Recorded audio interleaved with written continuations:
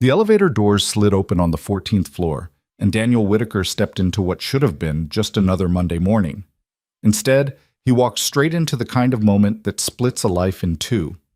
Alexandra Reed, the untouchable CEO, who had built empires while most people built excuses, stood in her glass office doorway with an expression he'd never seen before: vulnerable, uncertain, human. In her hand was a single piece of paper, medical letterhead. And when their eyes met across that polished corporate hallway, neither of them knew they were about to rewrite every rule they'd ever lived by.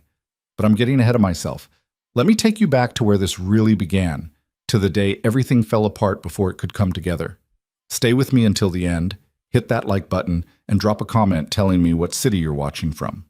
I want to see how far this story travels. The morning after his divorce became final, Daniel Whitaker sat in his 10-year-old Honda Civic in the underground parking garage of Halcyon Financial Tower, staring at a concrete support pillar like it might offer some kind of answer to the question currently eating him alive from the inside out.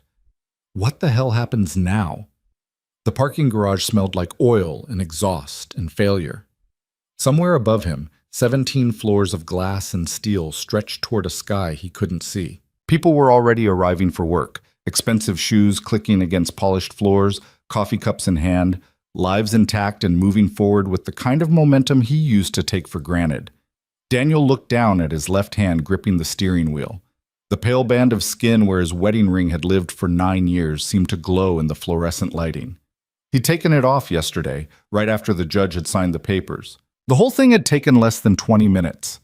9 years of marriage, 9 years of promises and compromises and slowly growing apart, reduced to signatures on legal documents and a handshake with a lawyer he'd never see again.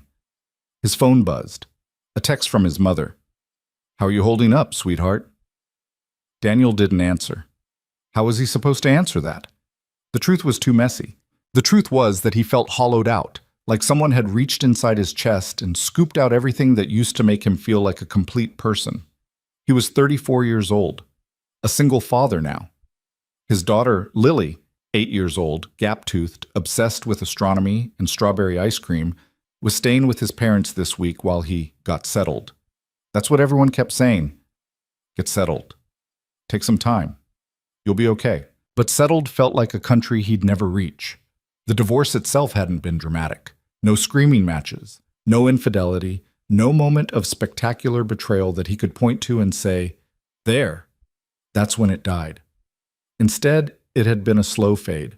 Laura had fallen out of love with him the way people fall out of touch with old friends.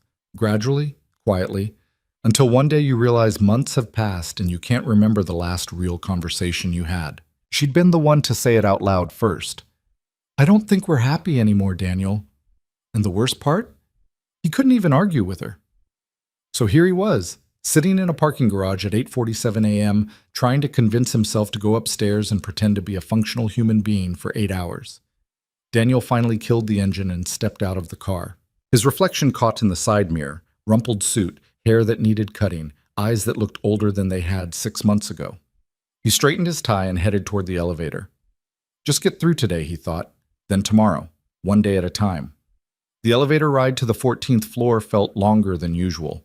The building housed Halcyon Capital Management, one of the most prestigious investment firms in the city. Daniel had worked there for 6 years as a senior analyst, managing portfolios for clients who had more money than most people would see in 10 lifetimes. It was good work, challenging, well paid, the kind of career his younger self had dreamed about. But right now it felt like play acting, like he was performing the role of Daniel Whitaker, competent professional, while the real version of himself was still sitting in that parking garage, staring at nothing. The elevator dinged. 14th floor. Daniel stepped out into the sleek, modern reception area. Floor-to-ceiling windows offered a panoramic view of the city skyline, chrome and glass everywhere, minimalist furniture that probably cost more than his car. "Morning, Daniel." Receptionist, Claire, mid-50s, always kind. "Coffee's fresh if you need it." "Thanks, Claire." He headed toward his office, a corner space with decent natural light and a door he could close when the world got too loud. A few coworkers were already at their desks. Some nodded, some didn't notice. Monday morning routine. Daniel set his briefcase down and powered up his computer. Email notifications immediately flooded his screen. 63 unread messages. He scrolled through them mechanically. Client updates, market reports, meeting requests. Nothing that couldn't wait. He stood and walked to his window, looking out over the city. Somewhere out there, Laura was starting her own new life. Maybe she was having coffee right now. Maybe she felt relieved. Maybe she felt the same hollow ache he did. He'd never know. "Daniel!" The voice came from directly behind him, quiet but unmistakable. Daniel turned. Alexandra Reed stood in his doorway. The CEO of Halcyon Capital Management was not someone who made casual office visits. She operated from the executive suite on the 17th floor, a world of corner offices and conference rooms that most employees only saw during annual meetings. She was 42, though she could have passed for younger. Dark hair pulled back in a style that was professional without being severe. Sharp gray suit that fit perfectly. Eyes that missed absolutely nothing. People described Alexandra Reed in a lot of ways: brilliant, ruthless, untouchable, fair but demanding. The woman who had taken a mid-tier investment firm and turned it into one of the most respected names in the industry. Daniel had interacted with her maybe a dozen times in 6 years, always professional, always brief. So her presence in his doorway right now made absolutely no sense. "Ms. Reed," he straightened instinctively, "I wasn't expecting— May I come in?" "Of course." Alexandra stepped inside and closed the door behind her. That was the first unusual thing. The second unusual thing was the way she looked at him. Direct, measuring, like she was solving an equation in real time. The third unusual thing was what she said next. "I'm sorry about your divorce." Daniel froze. The words hung in the air between them like something fragile and dangerous. He didn't know how to respond. "Thank you. I didn't realize— I haven't really told anyone here yet." "You don't need to tell people." Alexandra's voice was quiet, matter of fact. "You're not wearing your wedding ring. You've been wearing it every day for the entire time I've known you. This morning, it's gone." She paused. "I notice things." Daniel looked down at his bare left hand. "It was finalized yesterday," he heard himself say. "I know what that feels like," Alexandra said simply. "The day after. When you have to decide whether to stay home and drown in it or come to work and pretend you're still a whole person." Something in her tone made Daniel look up sharply. Alexandra Reed's expression hadn't changed, but something behind her eyes had shifted. A crack in the armor, maybe. Or recognition of something shared. "You came to work," she continued. "That tells me something." "What does it tell you?" "That you know how to keep moving even when you don't want to." She walked to his desk and set down a thin folder he hadn't noticed her carrying. "I'm giving you the Morrison account." Daniel blinked. "The Morrison account?" "Yes." The Morrison account was legendary in the firm. A billionaire tech entrepreneur with extremely specific investment strategies and a reputation for being impossible to satisfy. 3 different senior analysts had worked the account in the past 2 years. None had lasted more than 6 months. "Ms. Reed, I appreciate the vote of confidence, but you think better under pressure," Alexandra interrupted. "Always have. I've watched you work. When things get difficult, you sharpen. Most people fall apart. You focus." She met his eyes. "Don't waste that." Daniel opened his mouth, closed it, opened it again. "I'll do my best," he finally managed. "I know you will." Alexandra turned toward the door, then paused with her hand on the handle. "And Daniel?" "Yes?" "The first few weeks are the worst. After that, it gets slightly easier. Not easy, just easier." She opened the door. "Take the Morrison account. Throw yourself into it. Sometimes work is the only thing that makes sense when nothing else does." She left without waiting for a response. Daniel stood in the middle of his office, staring at the closed door, trying to process what had just happened. Alexandra Reed, the woman who ran billion-dollar portfolios with mathematical precision, who was famous for her emotional distance and professional boundaries, had just acknowledged his personal crisis, shared something quietly vulnerable about her own past, and handed him the company's most challenging account. Why? He looked down at the Morrison folder. Then he sat down and opened it. The next 3 weeks blurred together in a haze of spreadsheets, conference calls, and late nights at the office. The Morrison account was exactly as difficult as advertised.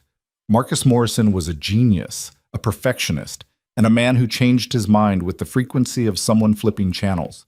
His investment portfolio was a complex web of tech startups, real estate ventures, and experimental markets that required constant monitoring and adjustment. Daniel threw himself into it completely. He rebuilt Morrison's entire portfolio structure from scratch. He identified inefficiencies the previous analysts had missed. He created new forecasting models and risk assessment frameworks. And slowly, very slowly, Marcus Morrison stopped questioning every decision and started trusting Daniel's judgment. "You're the first person in 2 years who's actually listened to what I want," Morrison told him during a video call. "Keep doing whatever you're doing." Daniel worked until 9 or 10 most nights, sometimes later. He picked up Lily from his parents' house on Friday evenings and had her for weekends. Those were the good days. The days when he made pancakes for breakfast and took her to the planetarium and read her favorite books before bed. The days when he remembered he wasn't just a man rebuilding his life. He was a father raising a daughter who needed him to be stable, present, and okay, even when he didn't feel okay. "Daddy, are you sad?" Lily asked him one Saturday morning while they were making pancakes. Daniel flipped a pancake, buying himself a second to compose his face. "Sometimes I'm a little sad, sweetheart, but I'm happy when I'm with you." "Mommy says you're both going to be happier now. Your mom's probably right. Are you going to get married again?" Daniel nearly dropped the spatula. I don't know, Lily. I'm not really thinking about that right now." "Okay." She went back to drawing stars on her placemat with crayons, just like that. Kids had a way of asking devastating questions and then moving on like they'd asked about the weather. Sunday evenings, Daniel drove Lily back to Laura's apartment, a new place across town that he'd never been inside. Laura was always polite during the handoffs, distant but not unkind. Sometimes he wondered if she was happier now, if the divorce had freed her in ways he couldn't understand. Mostly, he tried not to think about it. It was a Thursday afternoon in late October when Daniel saw Alexandra Reed again. Really saw her, not just in passing in the hallway. He was leaving a conference room after a client meeting when he noticed her standing by the elevator bank, waiting. She was checking her phone, her expression neutral. Daniel hesitated, then walked over. "Ms. Reed?" She looked up. "Daniel, how's the Morrison account?" "Good. Better than good, actually. He's happy." "I know. He called me yesterday to say so." The hint of a smile touched her mouth. "That's the first compliment he's given anyone in this firm in 3 years. I got lucky." "You got focused." The elevator dinged and the doors opened. Alexandra stepped inside. "Which floor?" 14. She pressed the button. The doors slid closed, leaving them alone in the small space. Daniel studied her reflection in the polished elevator doors. She looked tired. There was a tightness around her eyes he hadn't noticed before. "Are you all right, Ms. Reed?" She glanced at him sharply. "Why do you ask?" "You just seem—" He searched for the right word. "Tired?" "I am tired." She said it simply, like admitting to a fact. "It's been a long quarter." The elevator slowed. 14th floor. Daniel stepped out, then turned back. "If you ever need someone to grab the difficult accounts off your desk at 9 p.m., apparently I'm good at that now." Alexandra's expression softened almost imperceptibly. "I'll keep that in mind." The doors closed. Daniel walked back to his office, thinking about that brief exchange, about the weariness in her voice, about the woman who seemed to carry the entire weight of the company on her shoulders without ever letting anyone see it strain her. He didn't think much more about it. Not until 2 weeks later, when everything changed. It was a Tuesday evening, almost 7 p.m.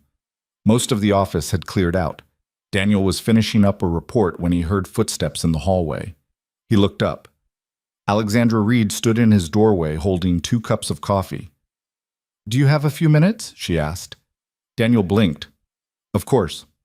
She came in, closed the door, and handed him one of the coffee cups. Then she sat down in the chair across from his desk, not with the confidence of a CEO, but with the careful deliberation of someone who'd spent a long time deciding whether to be here at all. "I need to tell you something," Alexandra said, "and I'm trusting you to keep it confidential." "All right." She took a breath. My mother died 3 years ago, ovarian cancer. She had 6 months from diagnosis to the end. Daniel went very still.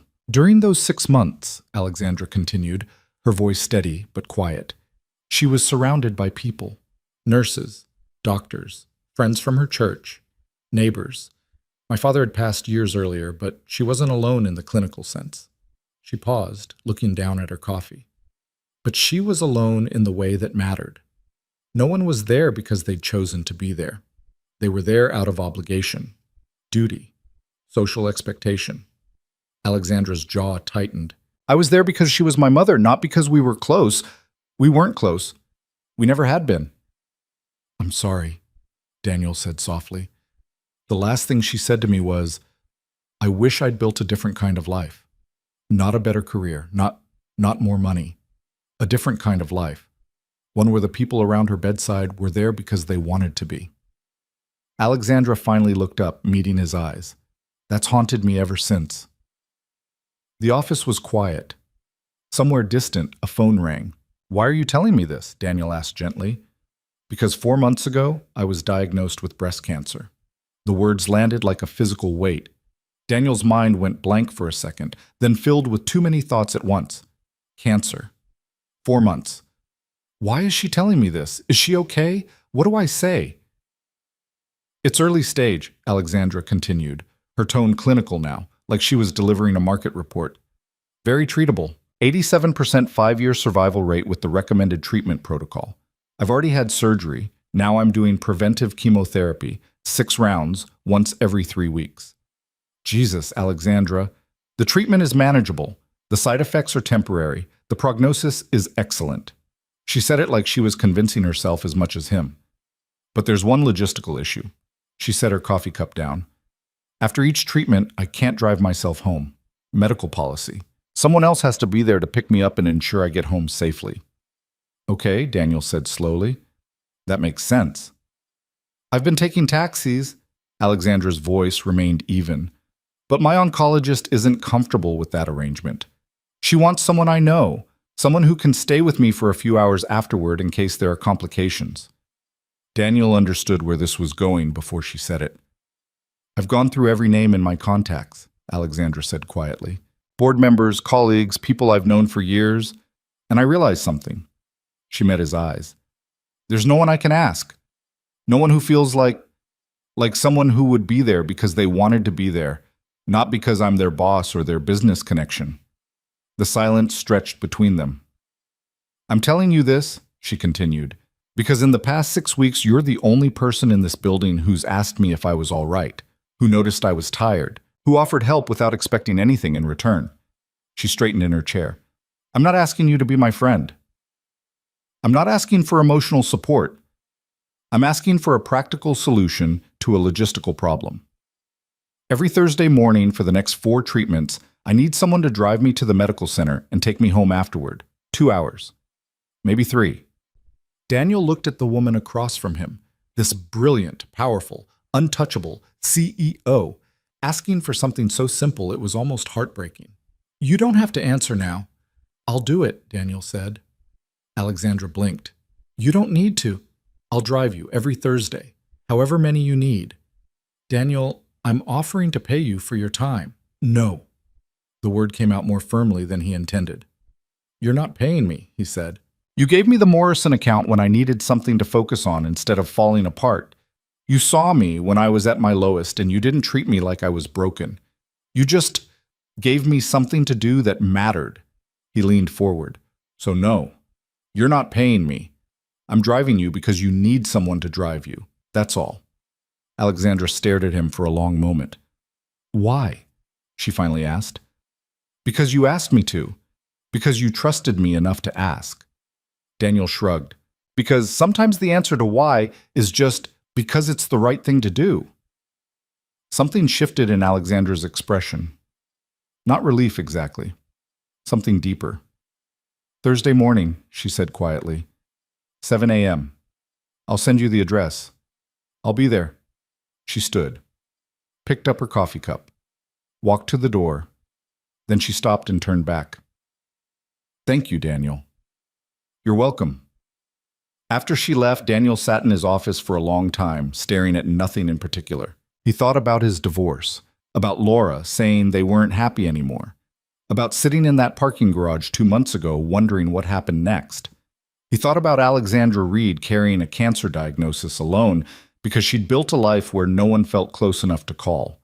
And he thought about how strange it was that two people could be broken in completely different ways and still somehow recognize something worth protecting in each other.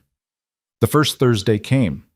Daniel pulled up to Alexandra's address at 6:55 a.m.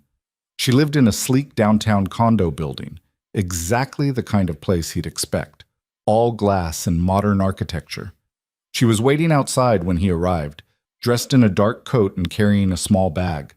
She looked composed, professional, like she was heading to a board meeting instead of chemotherapy. "Morning," Daniel said as she got in the passenger seat. "Morning. Thank you for doing this." Of course. They drove in silence for a while. The city was just waking up. Early commuters on the roads, coffee shops opening, the sky lightening gradually from black to deep blue. "You can ask questions if you want," Alexandra said eventually. "I don't need to. Most people have a lot of questions about cancer. I figure you'll tell me what you want me to know." She glanced at him, something unreadable in her expression. "How's Lily?" she asked instead. Daniel was surprised she remembered his daughter's name. "She's good, obsessed with space right now, wants to be an astronaut. Smart kid."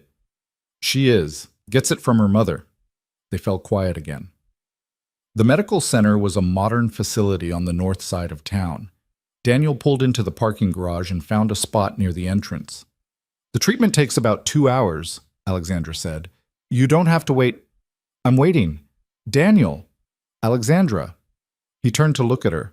"I'm going to park this car, walk you inside, and wait in whatever waiting room they have. When you're done, I'm going to drive you home and make sure you're okay. That's what I'm here for." She looked like she wanted to argue. Then she just nodded.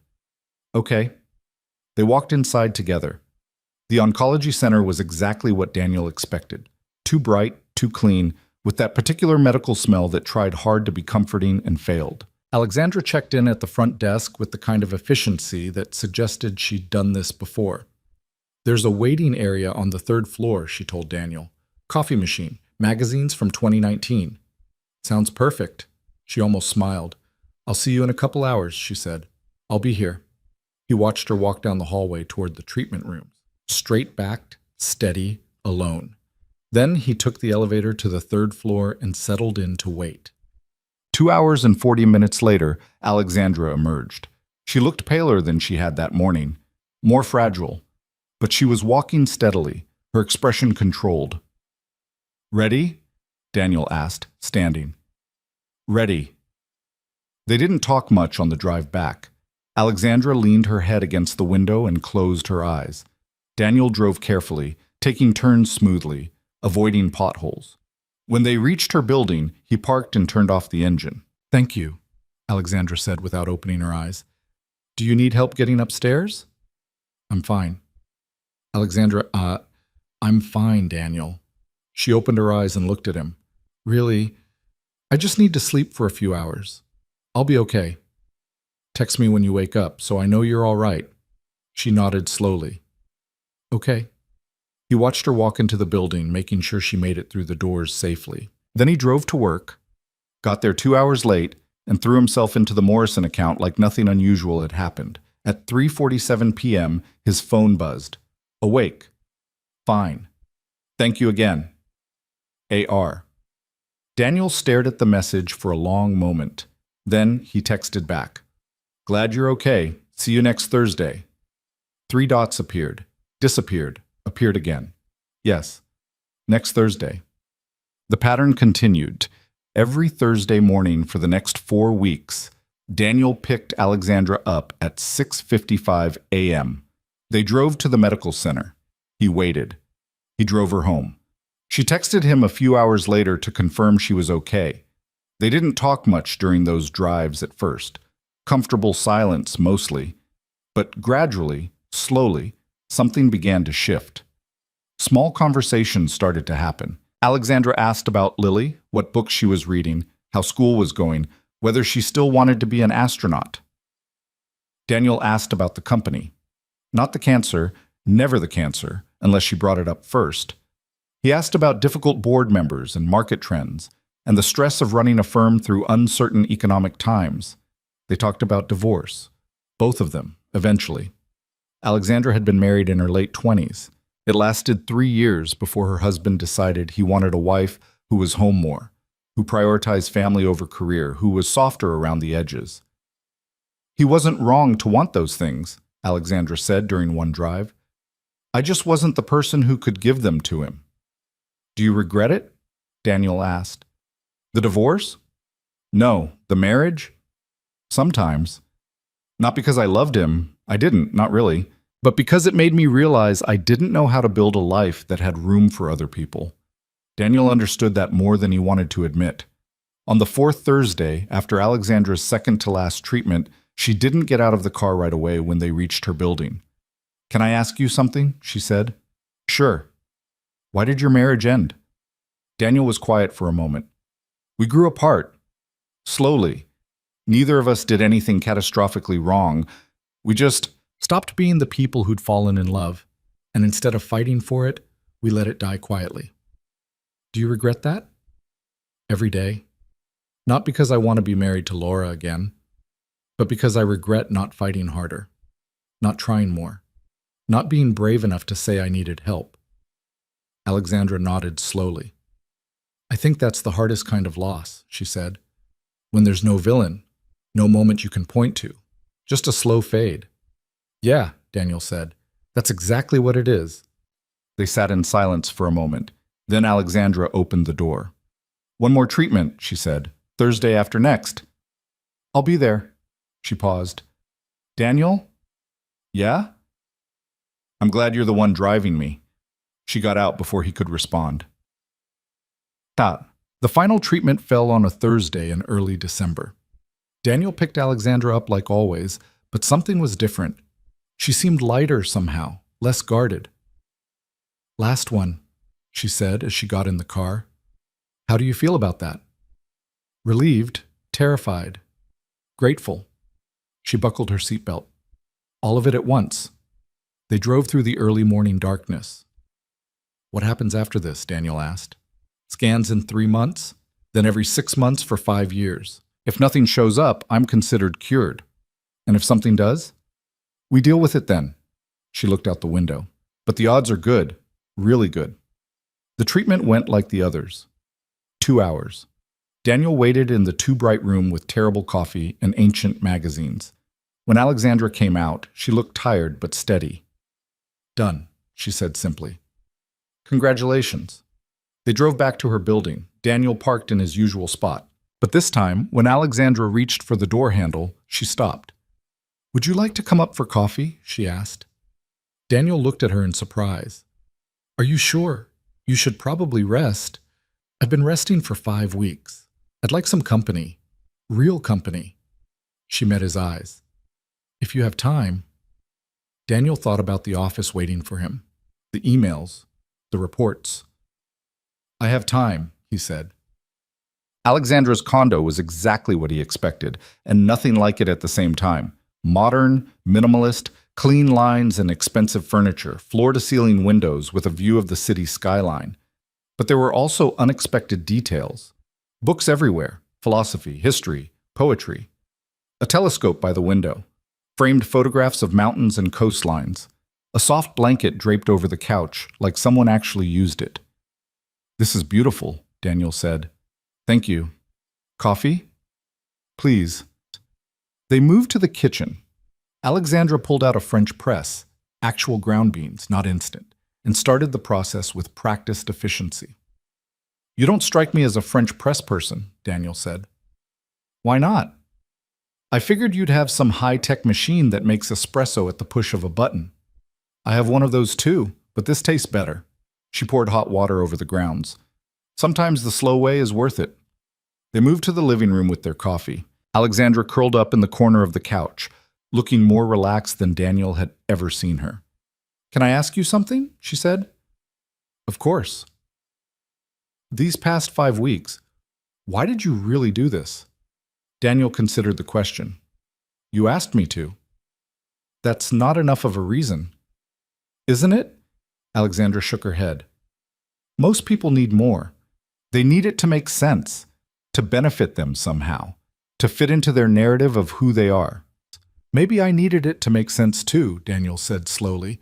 When you asked me to drive you, I was in this place where everything felt pointless. My marriage was over. I was just going through the motions. And then you asked me to do this one concrete thing, this one thing that mattered. He set down his coffee cup.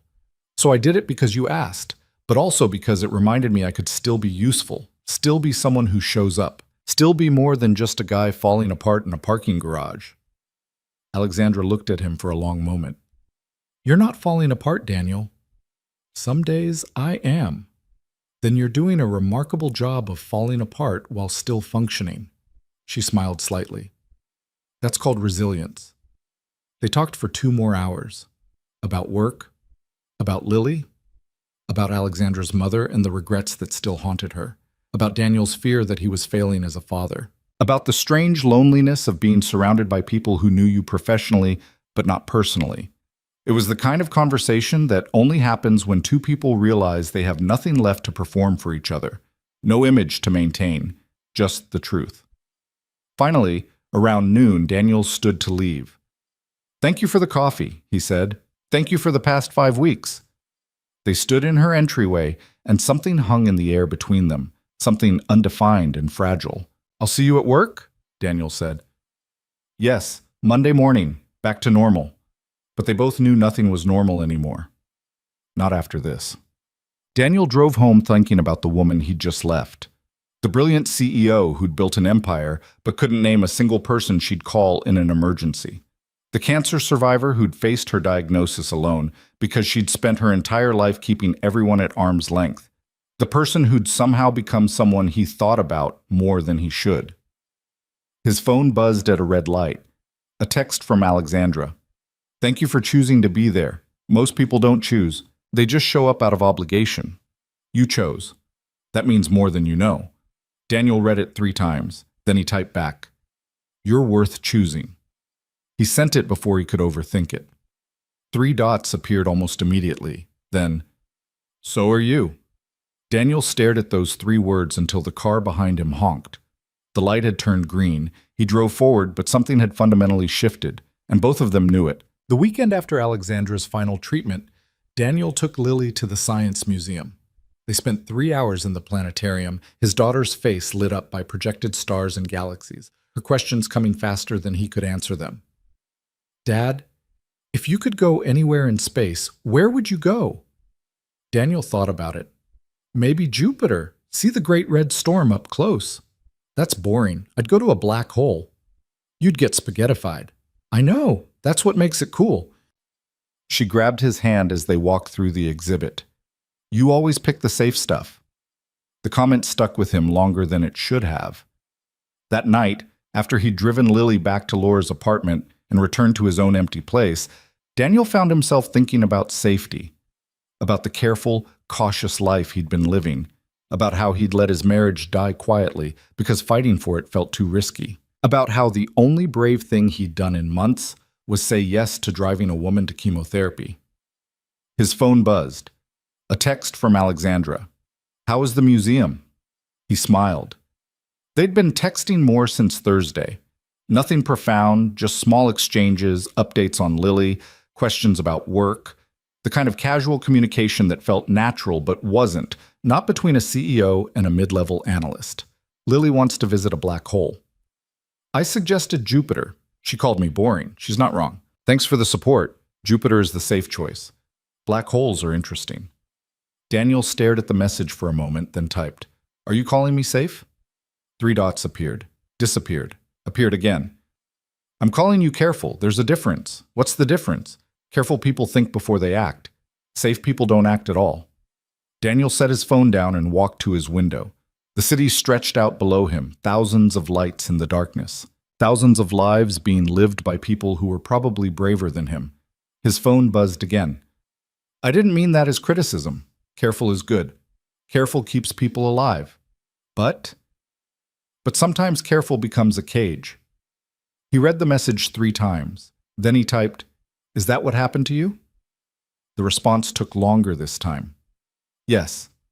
I built a very careful life, very controlled, very successful, and then I got sick and realized I'd built a life where no one would notice if I disappeared. Daniel's chest tightened. I would notice, he typed. The 3 dots appeared immediately, then vanished. A full minute passed. Finally, I know you would. That's why I asked you to drive me. They didn't text again that night, but Daniel lay awake for a long time thinking about cages and careful lives and the difference between being safe and being alive. Monday morning arrived with the kind of gray, cold rain that made the city feel smaller. Daniel got to the office early, coffee in hand, ready to dive into the Morrison account and pretend the weekend hadn't shifted something fundamental in his understanding of his own life. The elevator doors opened on the 14th floor. Alexandra was standing in the hallway outside his office. She was dressed in her usual professional armor, tailored suit, hair pulled back, the kind of composed expression that had probably intimidated 1,000 board members.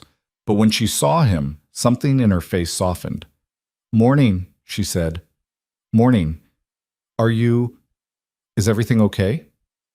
"Everything's fine. I just wanted to—" She paused, seeming to choose her words carefully. "I wanted to thank you again, officially, for the past 5 weeks." "You already thanked me." "I know, but I've been thinking about what you said, about choosing to be there versus showing up out of obligation." She met his eyes. "No one's chosen to be there for me in a very long time. So thank you."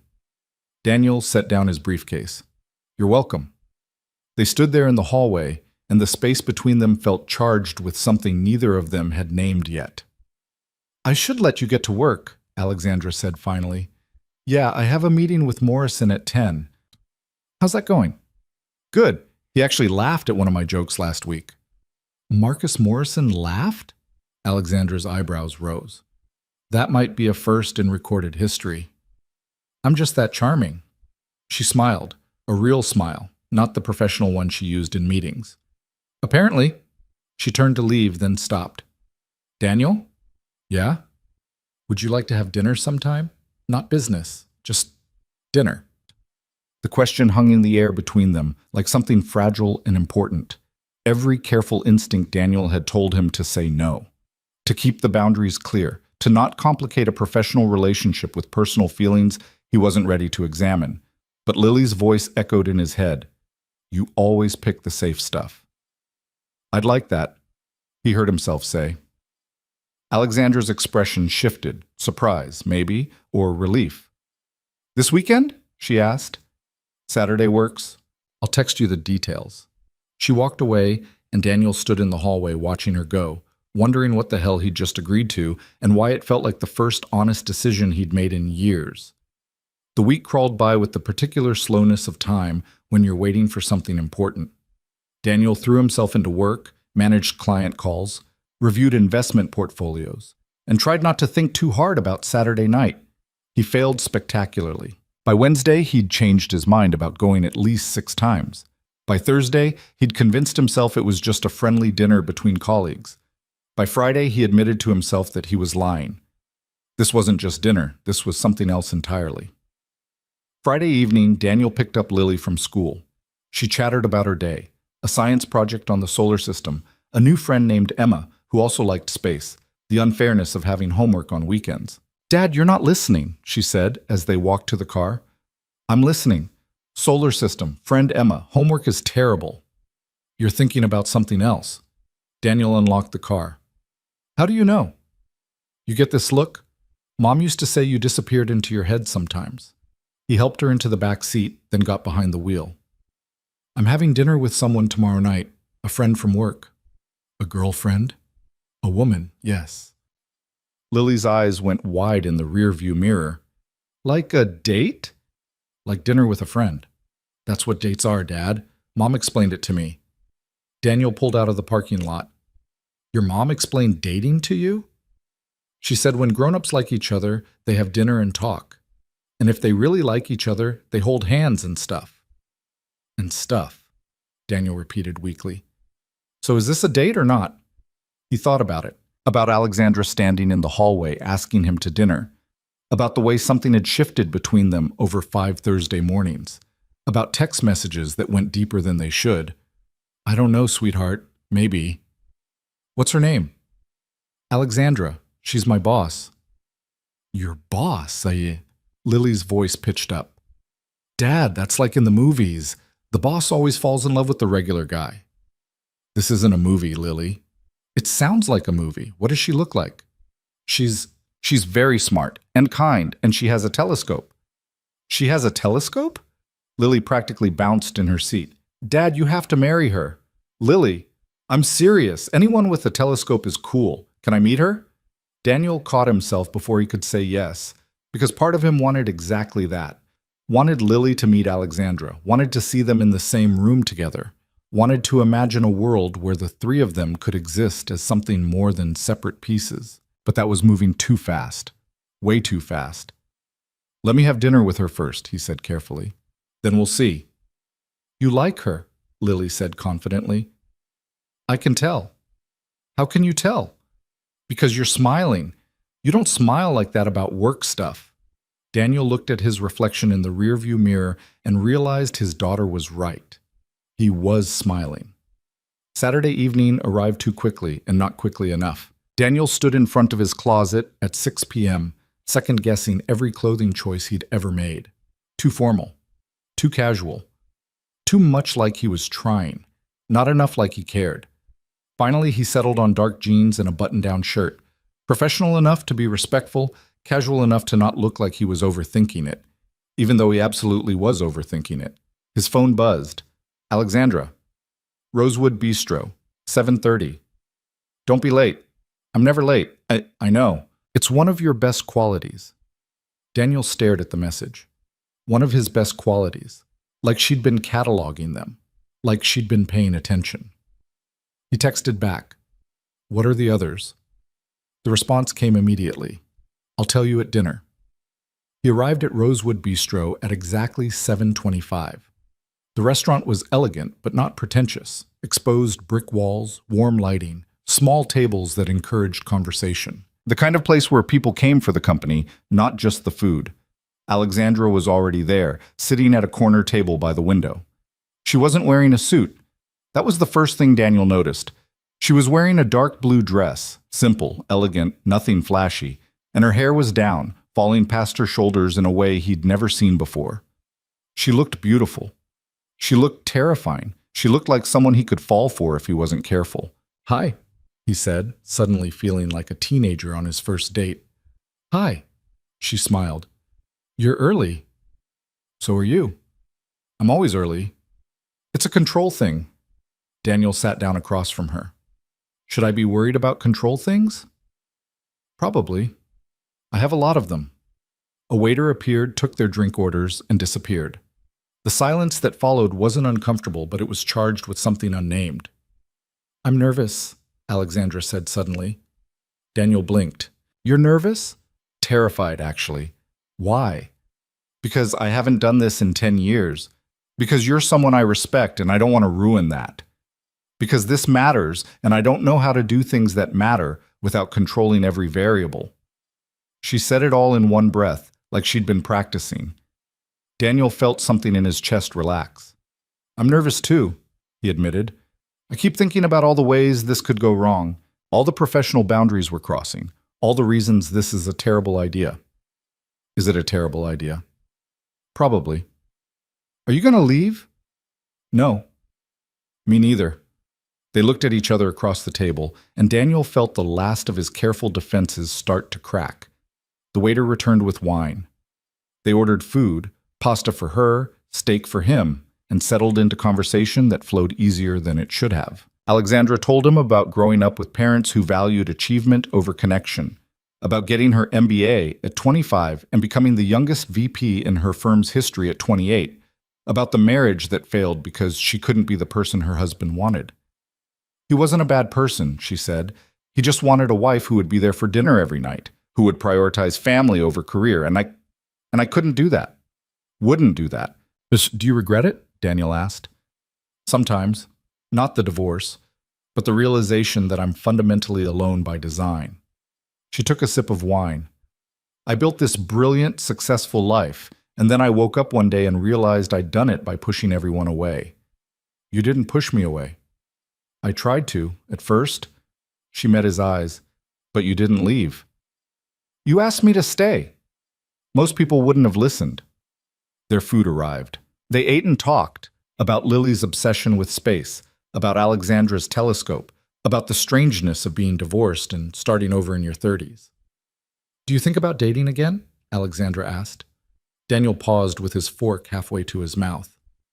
I haven't really thought about it. I mean, I've thought about it in the abstract, but actually doing it? Letting someone into my life like that? He shook his head. It feels impossible. Because of Lily?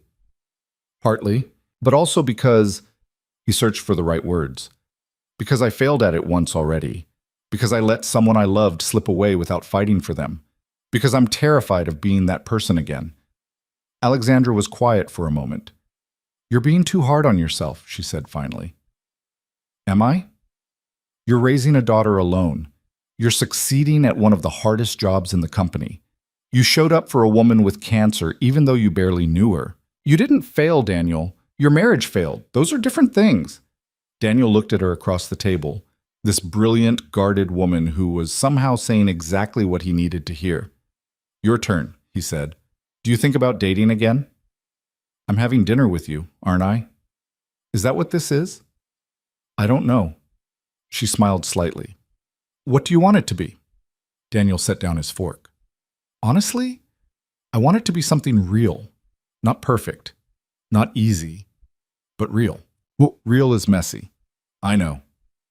Real means dealing with my control issues and my inability to be vulnerable and my tendency to work 70-hour weeks.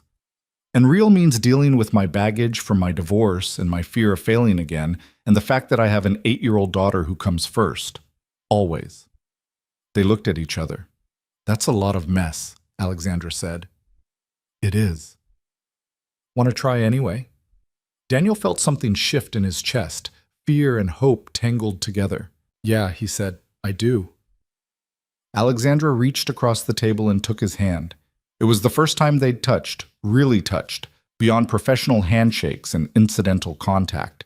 Her hand was warm, her grip firm, but not controlling. I need to tell you something, she said. Okay. I'm not good at this. At letting people in. At trusting that they'll stay. Every instinct I have tells me to run right now. To keep you at a distance where you can't hurt me. But I don't want to live that way anymore. She squeezed his hand. My mother died alone because she never built real connections. I almost went through cancer alone for the same reason. And you showed up. You chose to be there. And I realized I want more of that. More of people who choose to stay. Daniel's throat tightened. I'm choosing to stay, he said quietly. Why? Because you're worth it. Because you asked me to. Because somewhere in the past 2 months, you became someone I think about when I wake up in the morning. Someone I want to know better. He stopped, suddenly aware of how much he was revealing. Someone you what? Daniel took a breath. Someone I could fall for. If you let me. The restaurant noise faded into background static. The other diners, the clinking glasses, the soft music, all of it disappeared until it was just the two of them at a corner table holding hands and admitting to something that felt both terrifying and inevitable. I could fall for you too, Alexandra said softly. I think I already am. They sat there for a long moment, just looking at each other. Then Alexandra laughed, a real genuine laugh that lit up her whole face. What? Daniel asked, smiling despite himself. This is the most impractical thing I've ever done. Dating someone from work. Someone who reports to me, technically. Someone with a child. Someone who's still healing from a divorce. Having second thoughts? No, just realizing that every relationship I've ever had has been practical, sensible, the right choice on paper, and they all failed anyway. She squeezed his hand again. So maybe impractical is worth trying. Maybe it is. They finished dinner slowly, not wanting the evening to end. They talked about everything and nothing. Childhood memories, favorite books, the strange loneliness of living in a city surrounded by millions of people. When the check came, they argued about who would pay. I invited you, Alexandra said. I'm old-fashioned. I'm your boss. Not tonight, you're not. Tonight, you're just Alexandra. She let him pay. Outside the restaurant, they stood on the sidewalk in the cool night air. The city hummed around them, cars passing, people walking, the distant sound of music from somewhere nearby. I should probably get home, Alexandra said. Early morning tomorrow. On a Sunday? I have paperwork, always paperwork. You work too much. Says the man who was in the office until 9 p.m. last Tuesday. Fair point. They stood there, neither of them moving. Can I ask you something? Daniel said. Of course. What happens Monday morning when we go back to work? Alexandra thought about it. We're professional. We keep boundaries clear. We don't let personal feelings impact business decisions. And after work? After work, we figure this out, slowly, carefully, without rushing into anything either of us isn't ready for. That sounds reasonable. I'm very good at reasonable. I've noticed. Alexandra stepped closer, close enough that Daniel could smell her perfume, something subtle and expensive. I'm not good at spontaneous, she said, or impulsive, or any of the things people are supposed to be when they're starting something new. That's okay. I'm not either. So we'll be carefully and practical together. Is that a thing? It is now. She kissed him then, soft, brief, tentative. The kind of first kiss that's more question than answer. When she pulled back, she was smiling. Good night, Daniel. Good night, Alexandra. He watched her get into her car and drive away. Then he stood on the sidewalk for another minute, trying to process what had just happened. His phone buzzed. A text from Alexandra. Thank you for tonight, for being brave enough to say yes. He typed back. Thank you for asking. See you Monday. See you Monday. Daniel drove home with the windows down, cold air rushing through the car, feeling more alive than he had in months. The following weeks unfolded with a strange new rhythm. At work, they were consummate professionals. Alexandra was the CEO. Daniel was the senior analyst. They interacted in meetings, exchanged emails about client accounts, maintained every appropriate boundary. But after work was something else entirely. They had dinner twice more that month. Once at a quiet Italian place where they talked about philosophy and ethics and whether people could really change. Once at a Thai restaurant where Alexandra admitted she couldn't handle spicy food despite claiming otherwise. You're literally sweating, Daniel said, trying not to laugh. I'm fine, Alexandra insisted, her face flushed red. You ordered the mild version and you're dying. I have a delicate palate. You run a billion-dollar company. You can admit you can't handle spicy food. She glared at him, but she was smiling. Fine. I can't handle spicy food. Happy? Extremely. They texted constantly. Small things. Big things. Everything in between. How's your day? Terrible. Morrison changed his mind about the tech sector again. Want me to talk to him? And undermine my authority? Absolutely not. Stubborn. You like it. I do. They went to an art gallery opening one Saturday afternoon. Alexandra knew the artist, a former college roommate, and Daniel spent 2 hours listening to her explain abstract expressionism with the same intensity she brought to financial reports. You're passionate about art, he observed. I'm passionate about things that require you to look deeper than the surface. Is that why you like me? She turned to look at him, serious now. I like you because you choose to see people, really see them, not just the version they present to the world. That's quite a compliment. It's the truth. They were careful, deliberate, taking things slowly because they both had too much to lose by rushing. But something was building between them, something neither of them could control or predict. One Thursday evening in late December, Alexandra invited Daniel to her place for dinner. She cooked, or attempted to cook, chicken piccata that was slightly overcooked but edible. I'm not good at this, she admitted, staring at the dry chicken. It's not bad. You're a terrible liar. Okay, it's a little dry, but the effort counts. They ate at her kitchen table, laughing about culinary disasters and sharing stories about family holidays. Daniel told her about Lily's demand for a telescope for Christmas. Alexandra offered to help him choose one. You don't have to do that, he said. I want to. Besides, I know telescopes. I can make sure you get a good one. After dinner, they moved to the couch with coffee. The city lights sparkled through her windows, and something about the intimacy of the moment made Daniel brave. "Can I ask you something personal?" he said. "Always." "Are you scared of this?" Alexandra was quiet for a long moment. "Terrified," she finally said. "Every single day." "Of what?" "Of getting it wrong, of letting you get close and then failing you somehow, of—" She paused. "Of ending up like my mother, alone because I never learned how to let people in." Daniel set down his coffee cup and turned to face her. "You're not your mother," he said gently. "How do you know?" "Because you're here, right now, trying, being vulnerable even though it scares you. Your mother didn't do that. But you are." Tears welled in Alexandra's eyes, the first time he'd seen her cry. "I don't know how to do this," she whispered. "I don't know how to be someone's partner, someone's person. I'm good at business, at strategy, at controlling outcomes. But this," she gestured between them, "this is chaos. And I don't know how to navigate chaos." Daniel reached for her hand.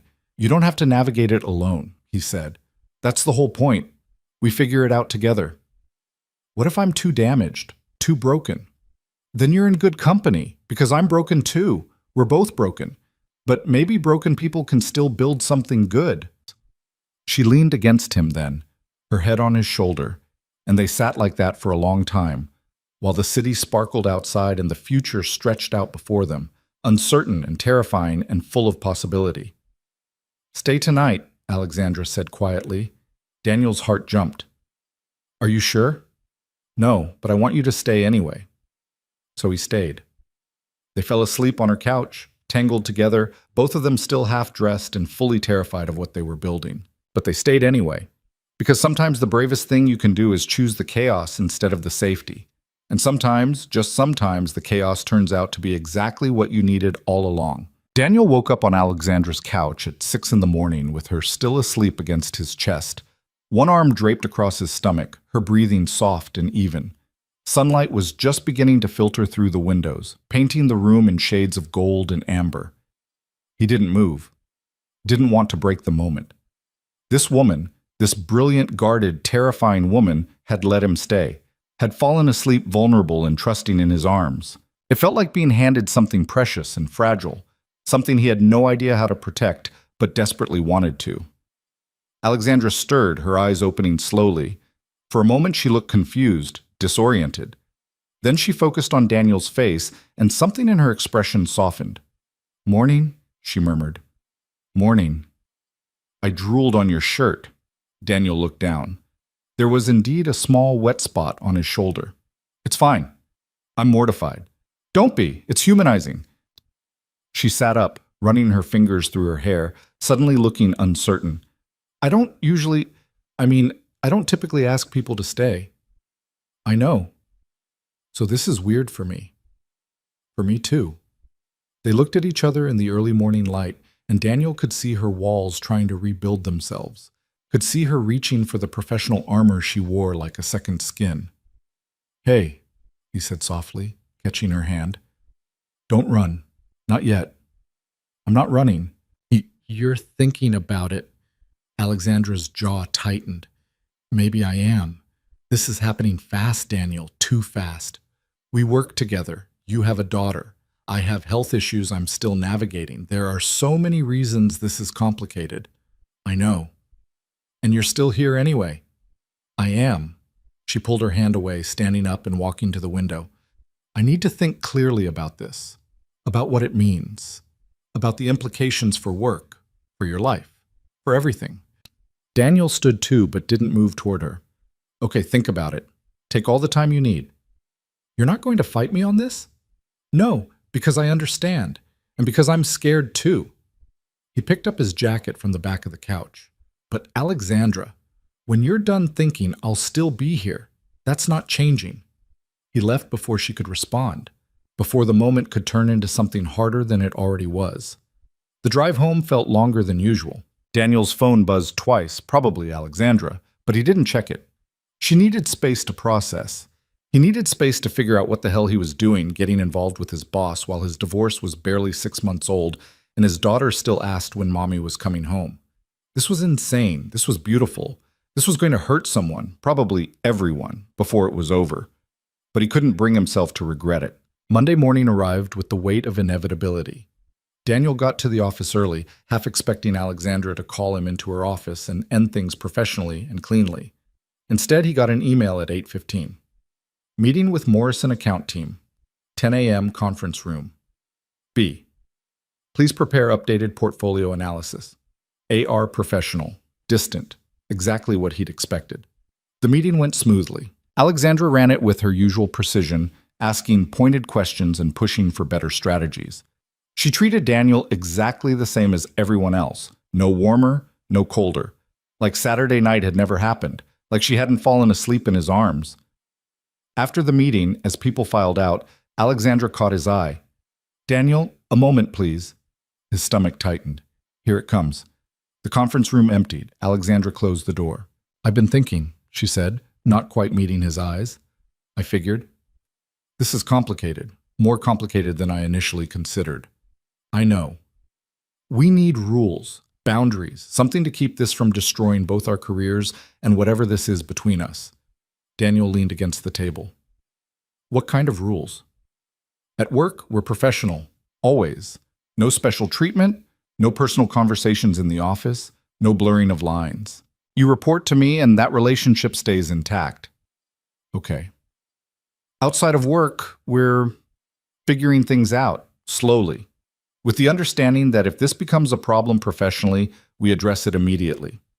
And if it becomes a problem personally," Alexandra finally looked at him, "then we deal with that too. Honestly, like adults." "I can do that." "I'm serious, Daniel. I can't have this impact the company. I've worked too hard." "I know, and I respect that. I won't let this compromise your position or mine." She nodded slowly. "Then we're agreed." "We're agreed." They stood there for a moment in the empty conference room, and Daniel wanted desperately to cross the space between them, to touch her hand, to remind her that Saturday night had been real. But the rules were clear. Not at work. "I'll see you later?" he asked quietly. "Tonight, my place, 7:30. "I'll be there." She left first. Daniel waited 5 minutes before following, maintaining the appearance of professional distance. It was going to be a long day. That evening, Daniel showed up at Alexandra's apartment with Thai food, mild this time, and a tentative smile. She opened the door wearing jeans and a sweater, her hair down, looking more relaxed than she had in the conference room. "You brought food," she said. "I figured we established that you can't cook." "I can cook. I just choose not to." That's what people who can't cook say. She let him in, and they fell into an easy rhythm, setting out food, pouring wine, settling onto the couch, like they'd done this 100 times before. "How was the rest of your day?" Alexandra asked. "Fine. Morrison loved the new portfolio structure. I think we're actually making progress." "Good. You've done excellent work on that account." "Are we talking about work?" "We're allowed to talk about work outside the office." "Are we? I thought that blurred the lines." Alexandra set down her wine glass. "You're right. Sorry. Force of habit." "Hey, it's okay. I'm just giving you a hard time." They ate in comfortable silence for a while. Then Alexandra said, "I talked to my oncologist today." Daniel's attention sharpened. "And?" "My 3-month scans are scheduled for next week. If they're clear, the prognosis is very good." "That's amazing." "It is, but I'm terrified." "Of what?" "Of them finding something, of this not being over, of having to go through it all again." She picked at her food. "Cancer has this way of making you paranoid about every ache, every weird symptom. I had a headache yesterday and immediately convinced myself it had spread to my brain." Daniel reached for her hand. "That's normal. The fear, I mean. You went through something traumatic." "I know. Logically, I know. But logic doesn't make the fear go away." "Do you want me to come with you? To the scans?" Alexandra looked at him in surprise. "You'd do that?" "Of course I would." "Daniel, you've already driven me to 5 chemotherapy appointments. You don't have to." "I want to, unless you don't want me there." She was quiet for a long moment. "I want you there," she said finally. "I just don't want to be a burden." You're not a burden. You're someone I care about who's going through something difficult. Let me help. She squeezed his hand. Okay. Thank you. They finished dinner and moved to the couch, and somehow the conversation shifted to lighter things. Lily's Christmas wish list, Alexandra's terrible college roommate stories, the absurdity of corporate holiday parties. We have ours next week, Alexandra said. Annual Halcyon Capital Holiday Gala. 300 people in formal wear pretending to enjoy networking. Sounds terrible. It is, but it's expected. Board members, major clients, key employees. I have to make an appearance. Are you bringing anyone? Alexandra hesitated. I usually go alone. Right, of course. But I was thinking, she turned to look at him, maybe this year I could bring someone. Daniel's heart kicked up. As in me? As in you? If you want to. Won't that raise questions? Your employee showing up as your date? Probably, but I'm tired of hiding. Of pretending I don't have a personal life because it might look inappropriate. She met his eyes. Besides, we're not doing anything wrong. We're two adults in a consensual relationship. If people have a problem with that, they can take it up with me. Daniel smiled. You're braver than you give yourself credit for. I'm terrified, actually, but I'm doing it anyway. That's what brave means. They kissed then, slow and deep, with none of the tentative uncertainty of their first kiss. This was different. This was certainty and fear and possibility all tangled together. When they pulled apart, Alexandra rested her forehead against his. I'm falling for you, she whispered, and it scares the hell out of me.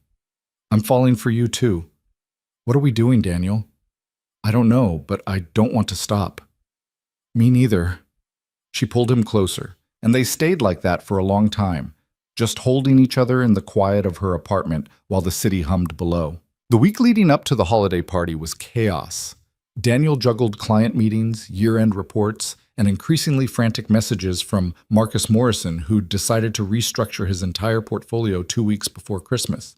Meanwhile, Lily was in full holiday mode, demanding daily updates on whether Santa knew she wanted a telescope and whether the telescope would be the good kind that could see Saturn's rings. Dad, you have to make sure Santa knows it's the good kind, she insisted for the third time that week. I'll make sure. Promise? I promise. Laura had agreed to have Lily for Christmas Eve and Christmas morning this year, a trade-off that made Daniel's chest ache but seemed fair. He'd have her for New Year's. It was all very civil and mature and absolutely gutting. She'll be okay, Alexandra said when he mentioned it over dinner Wednesday night.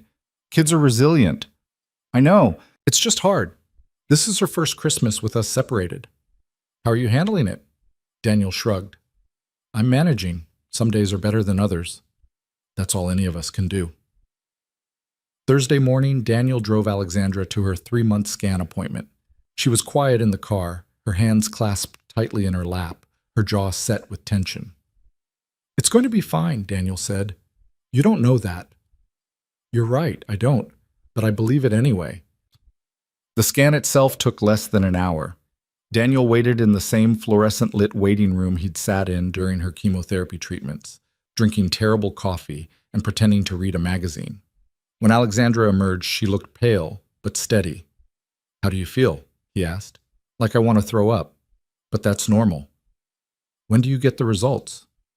Dr. Chen will call in a few days. They drove back in silence. Daniel reached for her hand at a stoplight, and she held on like he was an anchor in a storm. Thank you for coming, she said quietly. Always. The holiday party was Friday night at the Grand Meridian Hotel, a sprawling event space with crystal chandeliers and too many people in expensive clothes. Daniel arrived in a rented tux, feeling wildly out of place, but the moment he saw Alexandra, everything else faded into background noise. She wore a floor-length emerald green dress that made her look like something out of a classic film. Her hair was swept up, diamonds at her ears, and when she smiled at him across the crowded lobby, his heart stopped. You look beautiful, he said when he reached her. You clean up pretty well yourself. I feel like I'm about to get kicked out for not belonging here. You belong here because I want you here. She took his arm. Ready? No, but let's do it anyway. They entered the ballroom together, and Daniel felt the shift immediately. Eyes turning their direction, whispers starting. recognition dawning on faces throughout the room. Alexandra Reed, the untouchable CEO, had brought a date, and not just any date, one of her own employees. "People are staring," Daniel murmured. "Let them stare. This is going to cause talk." "I know, I don't care." She squeezed his arm. "Do you?" Daniel thought about it, about the gossip that would follow, about the questions and the judgment and the complications. Then he looked at the woman beside him, brave and brilliant and choosing him anyway, and realized the answer was simple. "No," he said, "I don't care." They made their way through the party, Alexandra introducing him to board members and clients with a calm confidence that made it clear this wasn't up for debate. Some people were gracious. Some were clearly scandalized. Most were just curious. "How long have you two been seeing each other?" asked Gerald Thompson, a board member with steel gray hair and sharp eyes. "A few months," Alexandra said smoothly. "And you don't see a conflict of interest?" "I see two adults in a relationship being professional about the separation between personal and business matters." Her voice was pleasant but firm. "Do you have concerns about Daniel's work performance, Gerald?" "No, of course not.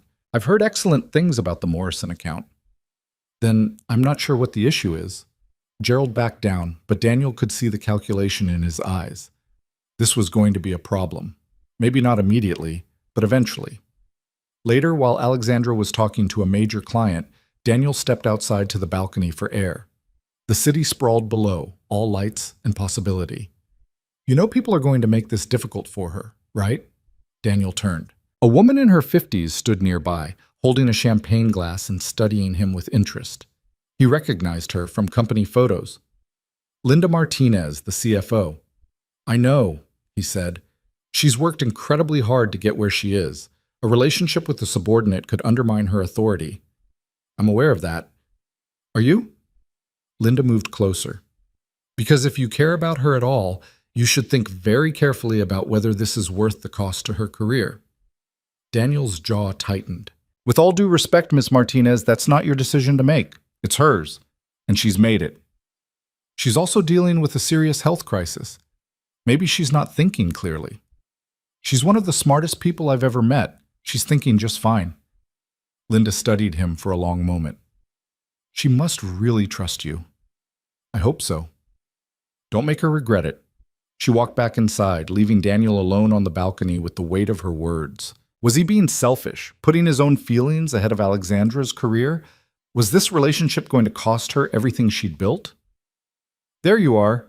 Alexandra stepped onto the balcony, wrapping her arms around herself against the cold. "You okay?" she asked. "Linda Martinez just warned me that I'm going to destroy your career." "Linda's a pessimist. Ignore her." "What if she's right?" Alexandra turned to face him fully. "Daniel, I made this choice with my eyes wide open. I knew there would be talk. I knew it would be complicated. I chose to be here with you anyway.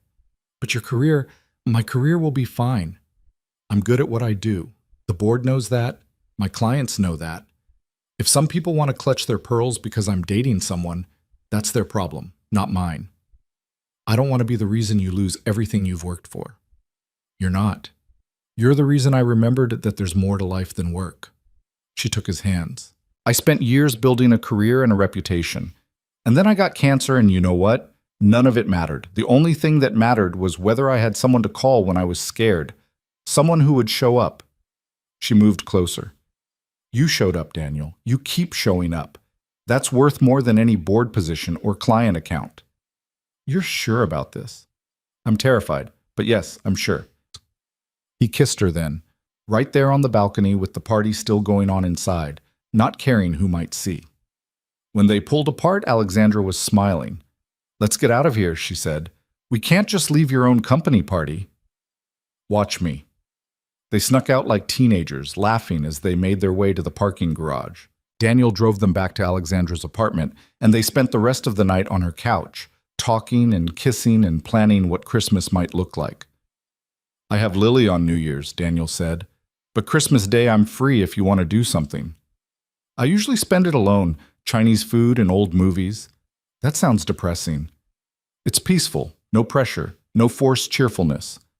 "What if this year you didn't spend it alone?" Alexandra looked at him carefully. Are you inviting yourself to my depressing Christmas? I'm suggesting we make it less depressing together. I don't cook, remember? I'll cook. You can handle the old movies. She smiled. Okay, Christmas Day, you, me, and whatever disaster you managed to create in my kitchen. It's a date. His phone buzzed, a text from Lily. Dad, did you ask Santa about the telescope yet? Daniel smiled and showed Alexandra the message. She's persistent, Alexandra said. She gets it from her mother. Have you bought the telescope? Not yet. I've been a little distracted. Alexandra stood and walked to her bedroom, returning a moment later with a thick catalog. Here. This is the company I bought mine from.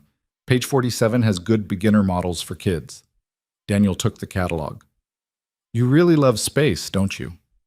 I love things that remind me how small we are, how much bigger the universe is than our problems. Is that why you looked at the stars while you were going through treatment? She nodded. It helped. Knowing that even if the worst happened, the universe would keep going. The stars would keep burning. Nothing I was going through mattered in the grand scheme of things. It matters to me. I know. That's what makes you dangerous. Dangerous? You make me want things I gave up on wanting a long time ago. Like what? She sat down beside him. Like partnership. Like someone who stays. Like a life that's about more than just work and survival. Those are good things to want. They're scary things to want. Most good things are. They fell asleep tangled together again, and this time Daniel didn't leave in the morning. This time he woke up beside her, made coffee in her kitchen, and felt the strange, terrifying comfort of something that was starting to feel like home. Saturday morning, Alexandra's phone rang. She stared at the screen, her face going pale. It's Dr. Chen, she said. Daniel's stomach dropped. Do you want me to leave? No, stay, she answered, putting the phone on speaker with shaking hands. Ms. Reed, I have your scan results. And? Dr. Chen's voice was warm, professional. Everything looks clear. No signs of recurrence. The treatment was successful. Alexandra's hand flew to her mouth. Daniel could see tears forming in her eyes. You're sure? She managed.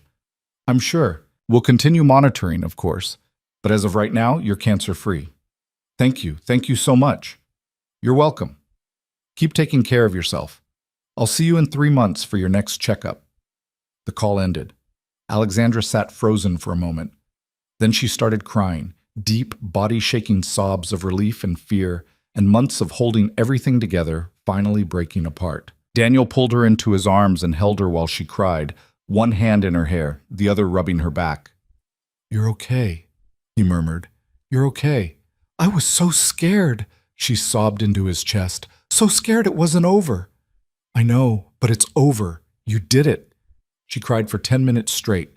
Then she pulled back, wiping her eyes, laughing through the tears. I'm a mess, she said. You're beautiful. I got snot on your shirt again. I'll survive. She laughed harder, then pulled him close and kissed him fiercely. Thank you, she said when they broke apart. For being here, for staying, for making me believe I didn't have to do this alone. You never had to do it alone. You just needed to let someone in. I'm glad it was you. They spent the rest of the weekend together, and for the first time since her diagnosis, Alexandra looked truly relaxed. The weight she'd been carrying, the fear of recurrence, the uncertainty of her future, had finally lifted. Sunday evening, as Daniel was getting ready to leave for the week ahead, Alexandra stopped him at the door. I love you, she said. The words hung in the air between them, enormous and terrifying and true. Daniel felt his heart expand in his chest. I love you too, he said. And in that moment, standing in her doorway with the future uncertain and complicated and full of possibility, Daniel realized that sometimes the bravest thing you can do is let yourself fall, even when you don't know if anyone will catch you, even when the landing might hurt, because sometimes, just sometimes, the person you're falling toward is falling too, and sometimes you catch each other. The words lingered between them even after Daniel left, settling into his bones during the drive home like something permanent and undeniable. He'd said he loved her. She'd said it back. There was no taking it back now, no pretending this was just casual or temporary or something that could be neatly compartmentalized. This was real, This was terrifying. This was everything. Christmas week arrived with the particular chaos that only the holidays could bring. Daniel spent Monday and Tuesday finishing year-end reports while fielding increasingly elaborate questions from Lily about whether Santa had received her telescope specifications and whether reindeer could actually fly or if that was just propaganda. "Daddy, Emma says Santa isn't real," Lily announced during their Tuesday phone call. Daniel's heart sank. "What did you tell her?" "I told her Emma doesn't know everything just because her mom's a scientist." A pause. "But is he real?" Daniel closed his eyes. He wasn't ready for this conversation. Wasn't ready for his daughter to stop believing in magic. "What do you think?" he asked carefully. "I think maybe he's real in a different way than Emma thinks, like how you say love is real even though you can't see it." "That's very wise, sweetheart. So I can still ask for the telescope?" "You can still ask for the telescope." "Okay, good, because I really want it." Wednesday afternoon, Daniel left work early to meet Alexandra at the telescope store she'd recommended. She was already there when he arrived, studying a display model with the focused intensity she usually reserved for quarterly reports. "This one," she said without preamble. "The Celestron Astromaster. It's perfect for beginners, but powerful enough that she won't outgrow it in 6 months." "How much?" $400, but it's worth it, trust me." Daniel looked at the price tag and winced. It was more than he'd planned to spend, but the look on Alexandra's face, the excitement, the certainty, made the decision easy. "Okay, let's get it." They spent the next hour picking out accessories: a moon filter, a red flashlight, a beginner's guide to stargazing. Alexandra explained each item with the enthusiasm of someone sharing something she genuinely loved, and Daniel found himself watching her more than listening. "You're not paying attention," she said, catching him staring. "I am. You were saying something about aperture." "That was 5 minutes ago. I'm talking about eyepieces now." "Sorry, you're just really cute when you talk about space." She rolled her eyes, but she was smiling. "Focus, Whitaker. Your daughter's Christmas depends on this." At the register, Daniel pulled out his credit card. Alexandra put her hand over his. "Let me," she said. "Alexandra, no, please. I want to do this. For Lily. You don't even know her." "Not yet, but I'd like to." She met his eyes. "Let me do this. It's important to me." Daniel could have argued, could have insisted on paying for his own daughter's Christmas present, but something in Alexandra's expression stopped him. A vulnerability, a hope, a desire to be part of something bigger than just the two of them. "Okay," he said quietly. "Thank you." She squeezed his hand and turned to the cashier. They loaded the telescope into Daniel's car, and he drove Alexandra back to her apartment. In the parking garage, she didn't immediately get out. "I was thinking," she said. "About?" "Christmas Day, when you come over." She twisted her hands in her lap. "What if you brought Lily?" Daniel's heart stopped. "Are you sure?" "No, I'm terrified, actually. I have no idea how to interact with children. I'll probably say something awkward or boring, and she'll hate me." "She won't hate you. You don't know that." "I know my daughter, and I know you. You'll be fine." Alexandra looked at him with an expression that was half hope, half panic. "This is a big step. Meeting your daughter, that makes this real in a way it hasn't been before." "I know. And if she doesn't like me, then we figure it out. Together." "But Alexandra?" He reached for her hand. "I want you to meet her. I want you to be part of her life, if you're ready for that." She took a shaky breath. "I think I am. Maybe. Ask me again when I'm not panicking." "Are you panicking?" "Completely." He kissed her then, soft and reassuring. "It's going to be fine. She's going to love you." "How do you know?"